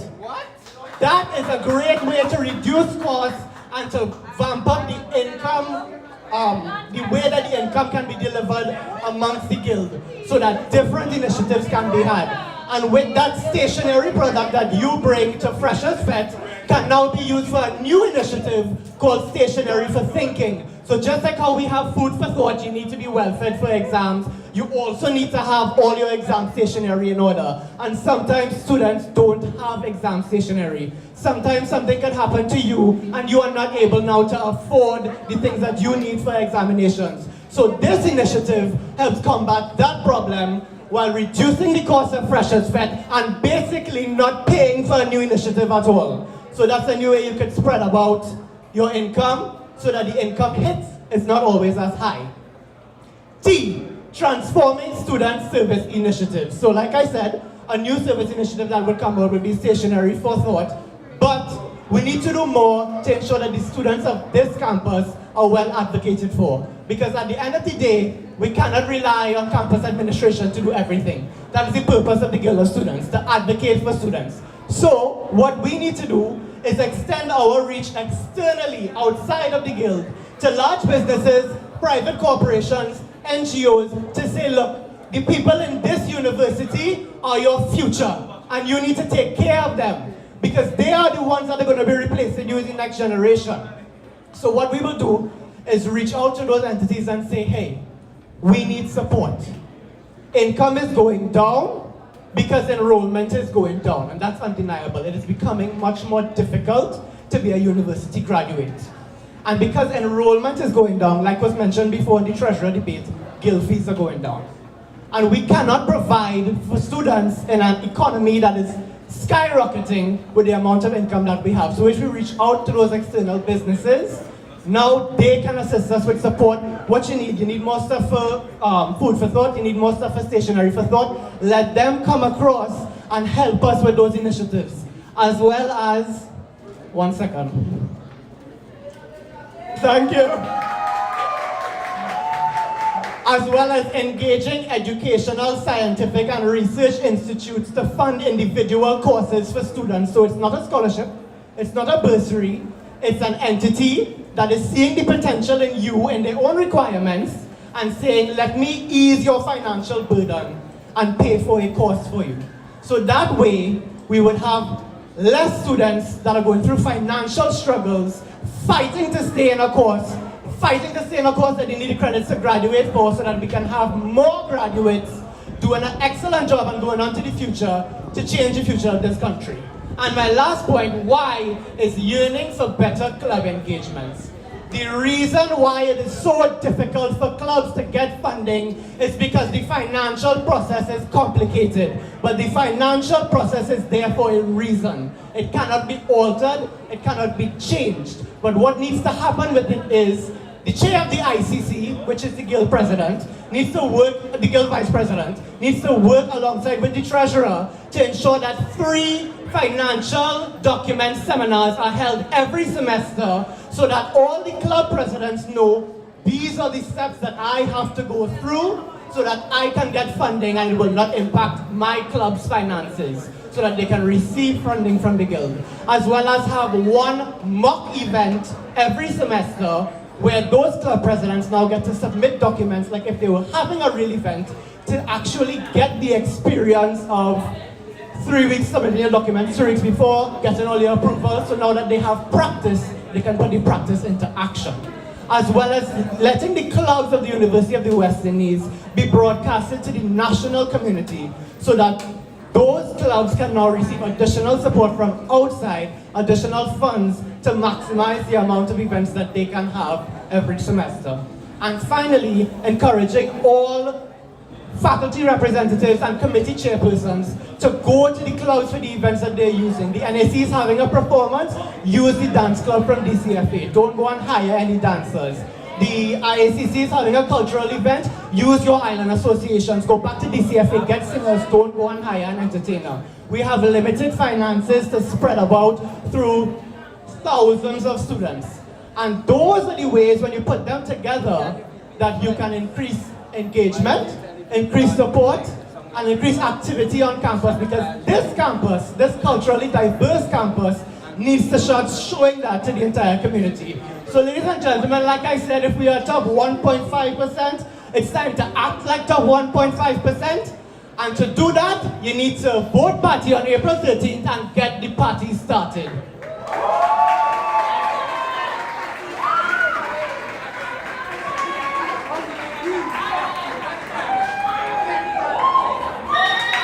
Hello. Good afternoon. Good afternoon. So my name is Tyrese St. Louis. And I'm here with a solution. So someone who sees a problem is a human being. Someone who finds a solution is a visionary. And someone who goes out and does something about it is a leader. Well, I am Tyrese St. Louis, and I am both. I am both a visionary and I am a leader. I have the skills, competence, excellence, dignity, perspicacity. Perspicacity.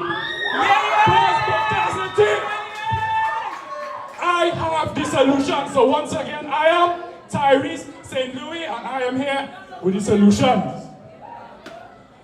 So some of you might be thinking, well, the role of the vice president is only limited to clubs, but I'm here to tell you different. So a main part of the role of the vice president is advocacy. So I'm here to stand in solidarity with every majority, every minority, every single member from every single faculty to ensure that we have a great UB experience. So first we touch on the clubs. So what do we want from the clubs? We want more events. We want bigger events. We need more events. We want more interaction. We want more engagement. So I plan to work with the IACC, the NACC, the SAC, every faculty representative to ensure that the life, the experience that is owed to us is repaid. So apart from this, we need more certificates, we need more initiatives, we need more motivation for our club presidents to continue to move forward. I plan on bringing back the point system. I've been talking to the old vice presidents. I've been finding out what they did and what worked. Incentives is what we need to bring back. The point system. We need to bring back the UB Guild archive. We need to look and see what has worked and what will continue to work and continue to implement these options moving forward. We need height. We need a SAC happy time. We need more inter-club sports. We need more engagement, marketing. And as we're on that point, let's talk about support. Because I'm a president. I'm the president of the Montauk Surgical Society. I'm also the vice president of the Trinidad and Tobago Medical Students Association. How often have all the people belonging to clubs here today send an event in the inter-club committee chat and it stays right there? The only person I would like to commend is our previous vice president, Kyle, because he always showed up, he always showed face. However, he isn't the only person that we need to show face. We want everyone to be there. We want everyone to know, and we want to improve on the UA experience. So why me? So I say I served in many different capacities. I already stated that I'm a president, I'm a vice president, I'm also a medical student, and apart from all these, I'm an all-rounder. I've done a lot of things in my life, and all these things, I've even worked in elections, and all these things build me to the person I am today. I've worked in the public domain for a very long time. I've worked in elections as a information officer, but I've worked. I've connected with people, and I will continue to connect with people, and I will continue to put forward initiatives that make the people great, that make the experience once in a lifetime experience, that make the experience a true UA experience. So another area I'd like to focus on is student complaints. We need to better streamline these student complaints. We know we have the Facebook page, but how long does it take for an admin to reply on the Facebook page? How long will it take? We need these response ASAP. We need more representation from an evening and part-time rep on the page. We need more of our faculty representatives talking on the page. We need an open door policy. We need people to connect with us even after hours. And I am only a phone call away, a simple message away, and I'll always be open to advocate for our students at any point in time throughout their university career. So for all these reasons I listed above, for all these initiatives, I encourage all of you to vote for solutions, to vote for Tyree St. Louis, to vote for excellence, to vote for dignity, to vote for compassion, to vote for perspicacity, to vote for solutions. So Tyree St. Louis with the solutions, April the 13th. Thank you. All right, give both our candidates. You all could do better than that for both of the candidates. Tyrese.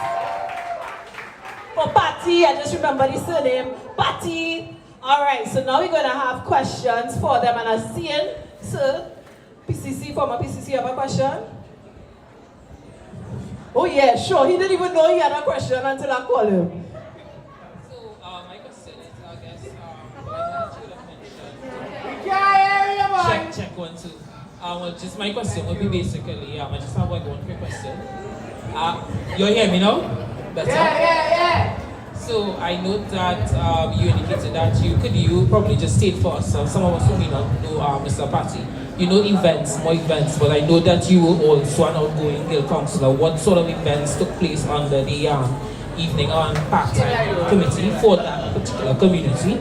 And my question to Mr. St. Louis is that I know that as a club president, what were some of the things or challenges that you face, and how do you intend to address that should you be elected as vice president?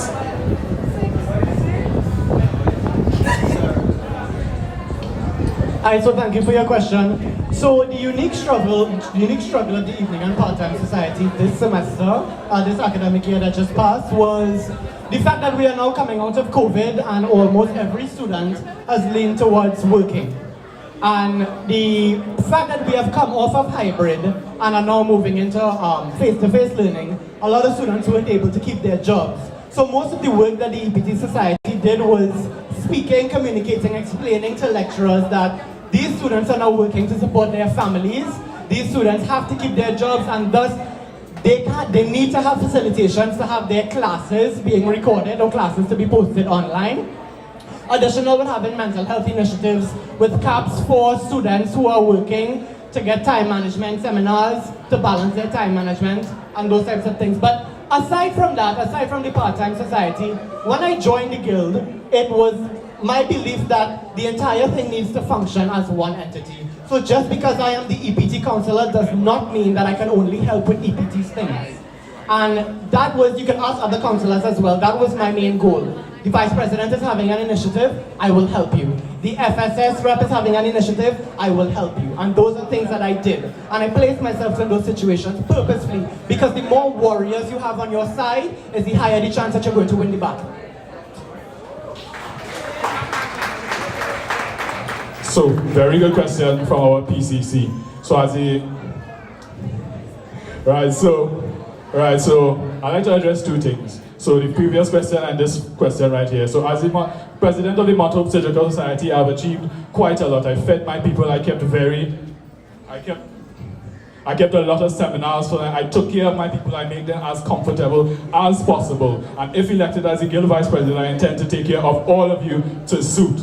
So now as the president, some of the difficulties I did face was indeed the issue that all of us face as, well, club members. It's always the funding and it's always the support. So as the Guild Vice President, I intend to change these things. I intend to bring more support. I intend to be more proactive with the marketing. I intend to act efficiently and effectively. And this is my resolve. Okay. Anybody else? Yes? Debate. Joel Philip, PRO of the DPS. So this is for both of you, but Tyrese, in your presentation, you said that we need more club activities in the campus. But Joseph, you said that there are obvious financial aspects which need some revision, but also there are organizational and approval aspects which are very tiring for a group as an association to understand. So on both aspects, for outside of financial, what do you think should be modified with the organization to make groups understand what needs to be done and make activities actually occur? Okay, so that's a fantastic question. So to start with addressing the first part of the question, so as far as the financial process goes and what we need to revise, or what we can do to revise these processes, is one, keep us one-on-one interaction or one-on-one seminars with the persons who will actually need this kind of support. So at the beginning of our semester, we had the Guild ICC Summit, and it was in this event that we actually reviewed the Guild financial process and all the things that we have to do to ensure that we as clubs are able to host the event. But the shortcoming with something like that is that we need to do it more often. Because as you said, it's a tedious process, and this Guild financial document has been revised to ensure that things like the misappropriation of funds are actually, well, do not happen. So to that end, I would say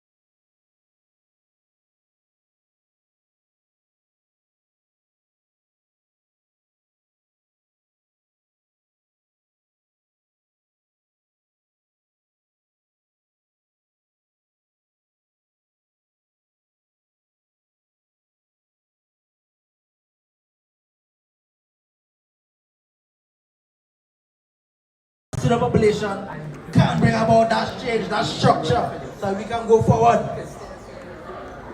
Again, who am I? I don't know what the girl has to go through. I can only start from the outside.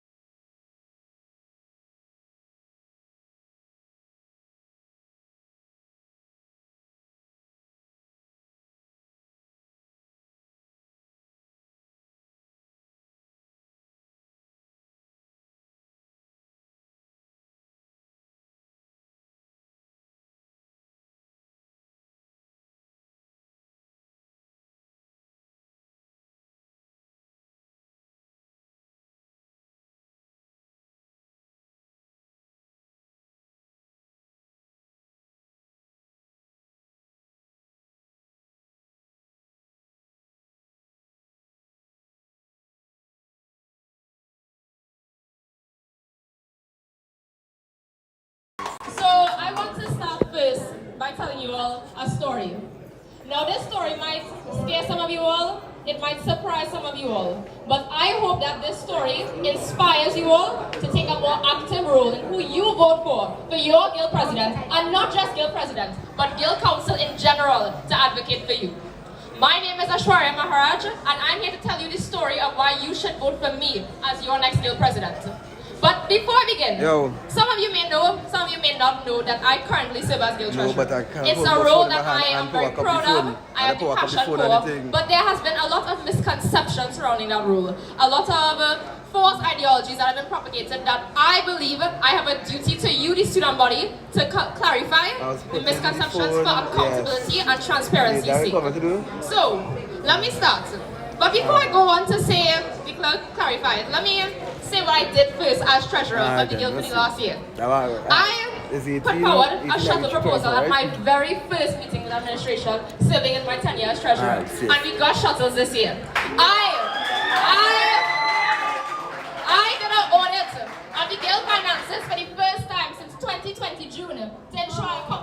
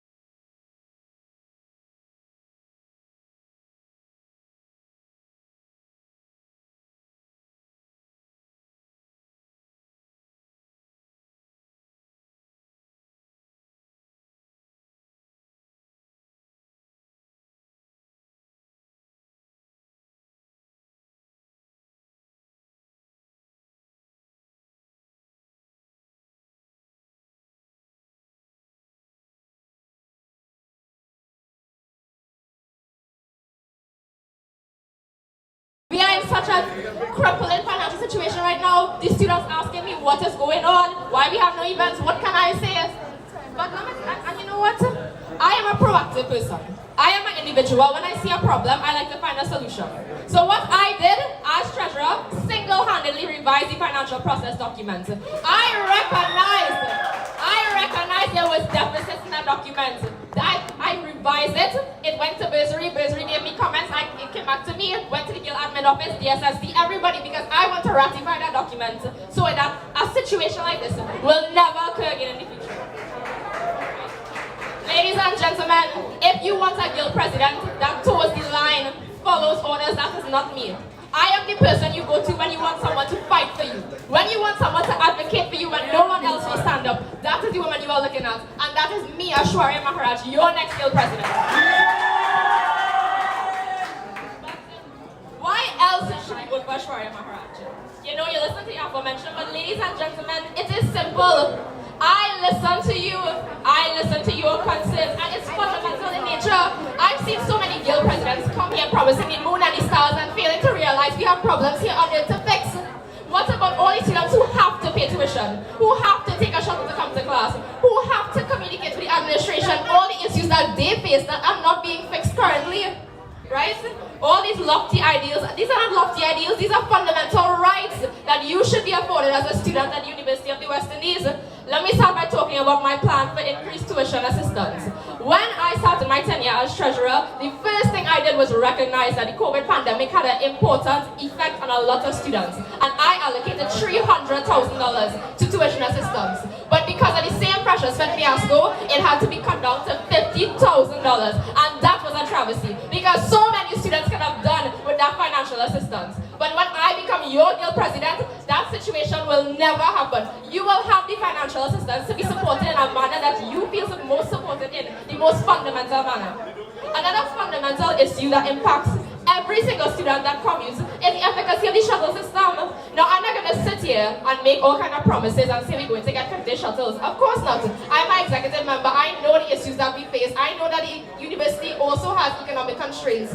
But the administration has a responsibility to make sure the facilities that you are waiting for with a shuttle is comfortable. Why are you sitting on the dirty stairs in JFK or standing? You waiting for a shuttle to go to Sal, to Pigeon waiting for you to go as well. That is not fair. And honestly, as university students, you have a right to deserve better. And with Aishwarya Maharaj as your president, you will get better. Right?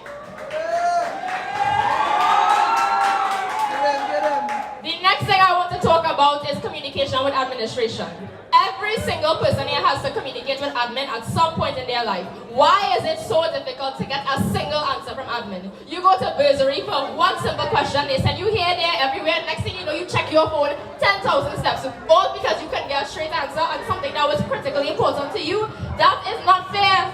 Why is it that you are again denied this basic fundamental right to answers, to communication? As your guild president, you will receive better service, a better communication, a better way of understanding what exactly you need to do to provide for the issues that you are facing. And you know, just to go back a bit to the shuttle stop issue, right?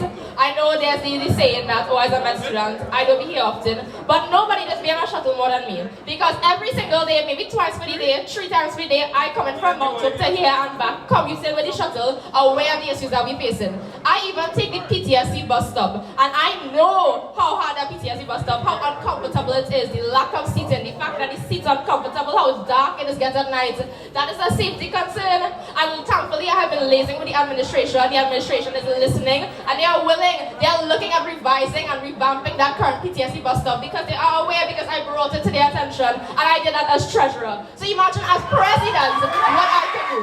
Imagine my impact, that the ideas that we have behind meters can actually become tangible solutions, things that we can see that benefits the entire student population.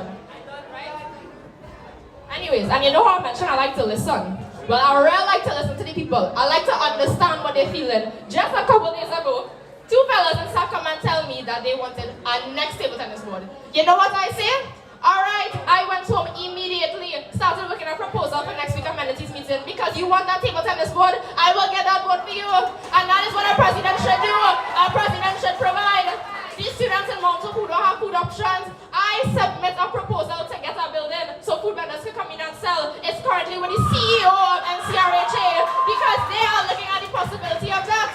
All the fact that camps is understaffed and overutilized. So many students have issues with their mental health, and this critical service is lacking severely. I plan to have talks with stakeholders to improve this service. And I understand that apart from fundamental issues, another major issue on campus is our extracurricular activities.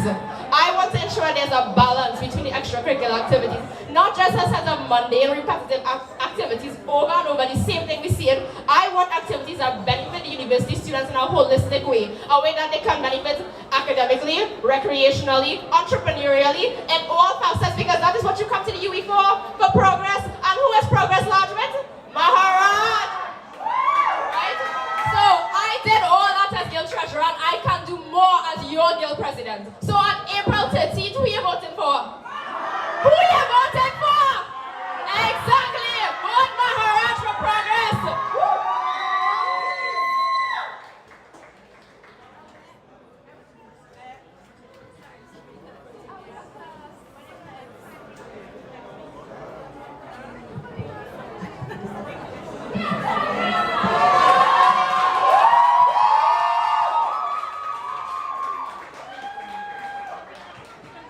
Hi, good afternoon. You all hear me well? Hi, good afternoon, everyone. Just to start off my presentation here today, I just want to take the opportunity to tell you all thank you for being here today. All of the issues that candidates are discussing today are matters that concern you, the students, and it's heartening to see that all of you are interested in these discussions.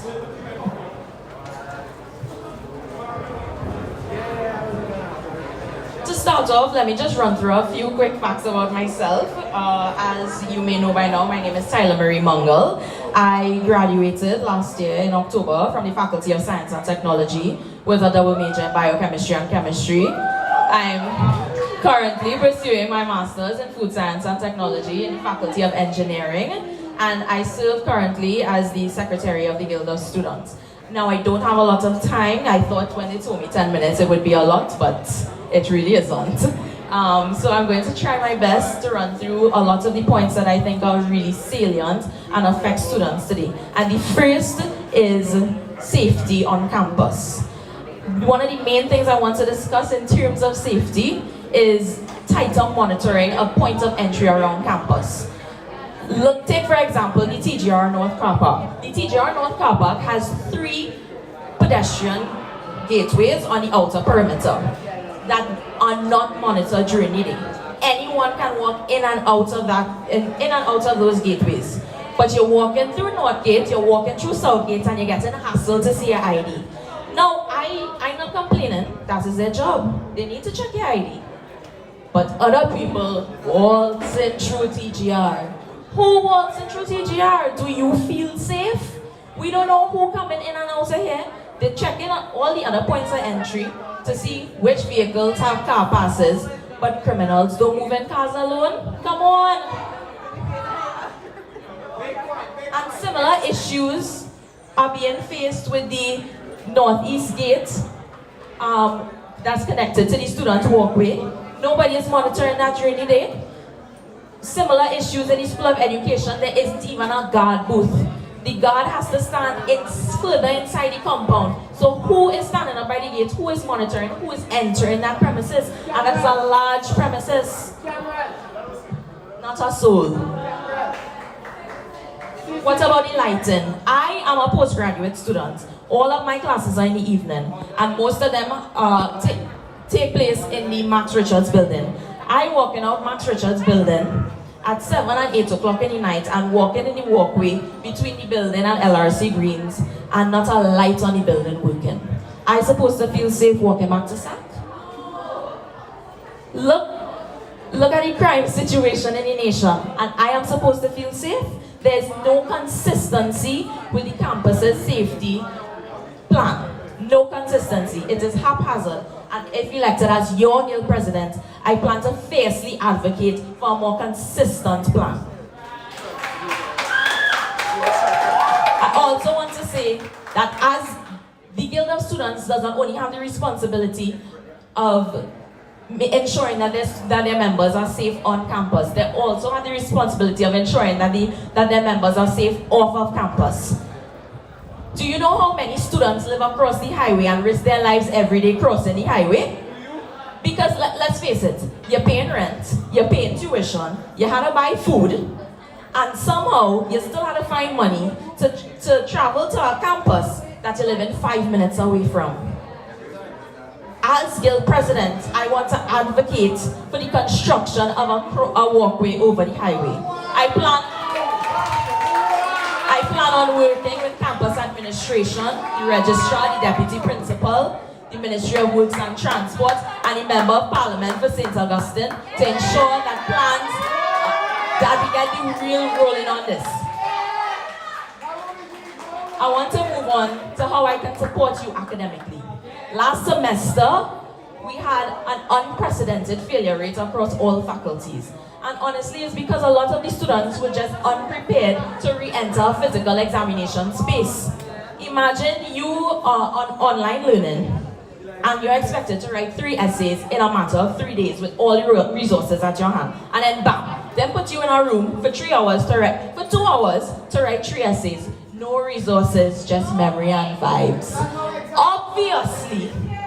Obviously, if you do not prepare students for that transition, if you fail to prepare your lecturers to realize that they need to alter their marking schemes because students do not have those resources anymore, you are going to see an unprecedented failure rate. Thankfully, this semester, the campus administration took advice, and I would like to thank all of the current Guild academic representatives for advocating for this. The campus took advice and they are offering courses to help students manage their exam anxiety and prepare them to enter the exam room and prepare them for multiple choice questions. When elected as Guild President, I want to ensure that these courses remain every semester, whether they are offered through the administration or the Guild of Students. I am pledging to you that I will do my best to ensure that you are as prepared as possible to enter that exam room. I would also like to work with the elected postgraduate representative to continue to advocate for the reinstatement of GATE for postgraduate students. And I want to work with campus and university administration to ensure that there are more scholarship and bursary opportunities for part-time and postgraduate students. Right now, there are no scholarship and bursary opportunities for part-time students. And look at the state of the economy. Just because you have a job doesn't mean you can afford all the luxuries in life.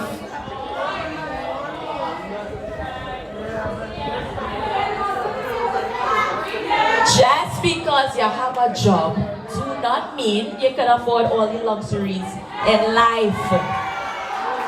And that is why these things are important, because even on a national scale, we are constantly saying that we need to diversify the economy.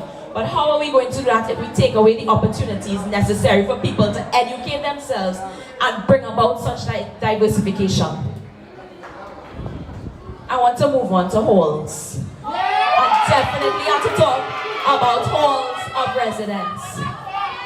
And I want to talk about halls of residence because I reside on a hall as well. Many people may not know this because I leave hall early in the morning and come back late at night. But I reside on Sir Arthur Lewis Hall of Residence. I am sorry to say this, but our halls are falling apart at the seams. We have mold, we have leaks, we have smoke detectors that are working, 15 people sharing one fridge, and the list going on. Halls primarily house regional students, and they have no choice to live there because they have to come to school here. They have to stay, and halls are supposed to be your home away from home. But I cannot possibly be here studying at 11 p.m. feeling sleepy and still not feeling to go back to my room on hall because it's simply uncomfortable. It's uncomfortable, and in some cases it is unsafe. Once elected, I intend to continue to fiercely advocate for improved infrastructure and living conditions on halls, a greater number of recreational events on halls with increased support from the Guild of Students, and dedicated spaces on each hall for well-maintained gym equipment.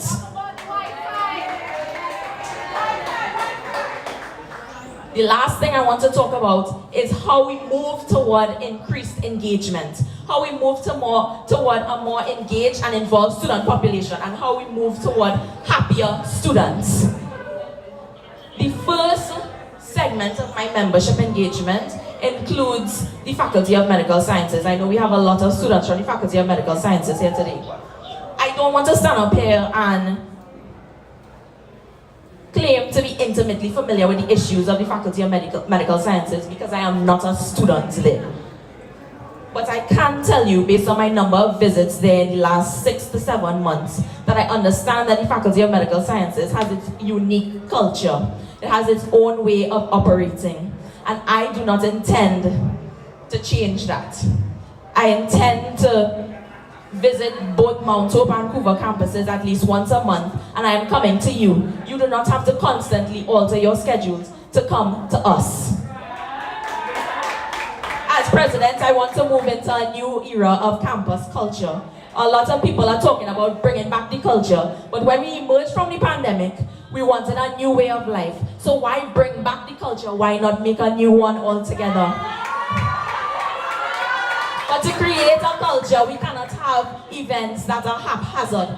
We need to have a schedule. I want to put out a schedule at the beginning of every month to let you all know what is happening. We need to build the hype. We need to move toward creating that culture. So this is my promise to you. Elect me as Guild President and I will help cultivate that culture. I want to close by saying that the role of President is not simply to host events, but to lead a council of 26 persons and help facilitate their events.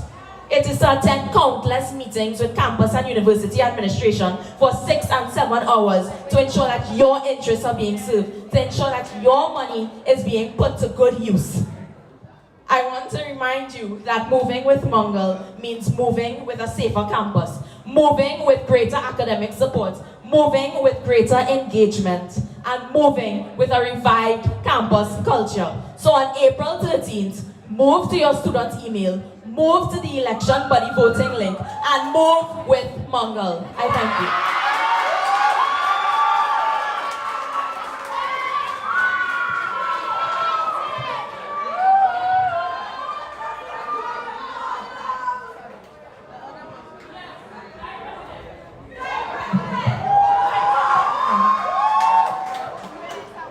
Can you hear me? Hi, good afternoon everyone. My name is Fana Wiggins. Before I begin, I would just like to commend all persons and our candidates running for election right now. I would just like to commend all the candidates running for election right now. I think persons underestimate what is required to be in a position as a guild councillor, much less to run as a candidate at this point in time. So again, good afternoon again everyone, fellow students, fellow candidates running for the presidency as well, and members of the viewing public. As mentioned, my name is Fana Wiggins. I'm currently a level 3 student enrolled within the Faculty of Engineering. I'm pursuing my BSc in Civil and Environmental Engineering under the faculty. My decision for running for Guild presidency with the candidates, I hope to offer my service to you as your next Guild president. Having been a member of this institution for the past 3 years, like the student membership, I've been exposed to the pros and cons of student life. In addition to which, from a position of representation, currently I serve the membership as the Guild Faculty of Engineering representative, as well as the ESS president. In terms of my tenure in last year, now, I haven't been an academic representative, not an executive member. I realized that I had a limited perspective in terms of what the issues are on the ground with respect to the entirety of the campus. And as I will share later on in this presentation, one of the things that I started doing or decided to do, 2 days ago, I came back from a global summit at 3 a.m. in that morning. As soon as I reached in Trinidad, I started to walk the ground, visiting the halls, JGI Hall, meeting the residents, having a conversation with the residents, the SAL Hall, walking the campus, visiting the major common area social spaces, and having a conversation with persons to find out what are your needs on the ground. In my capacity as the Engineering Student Society President,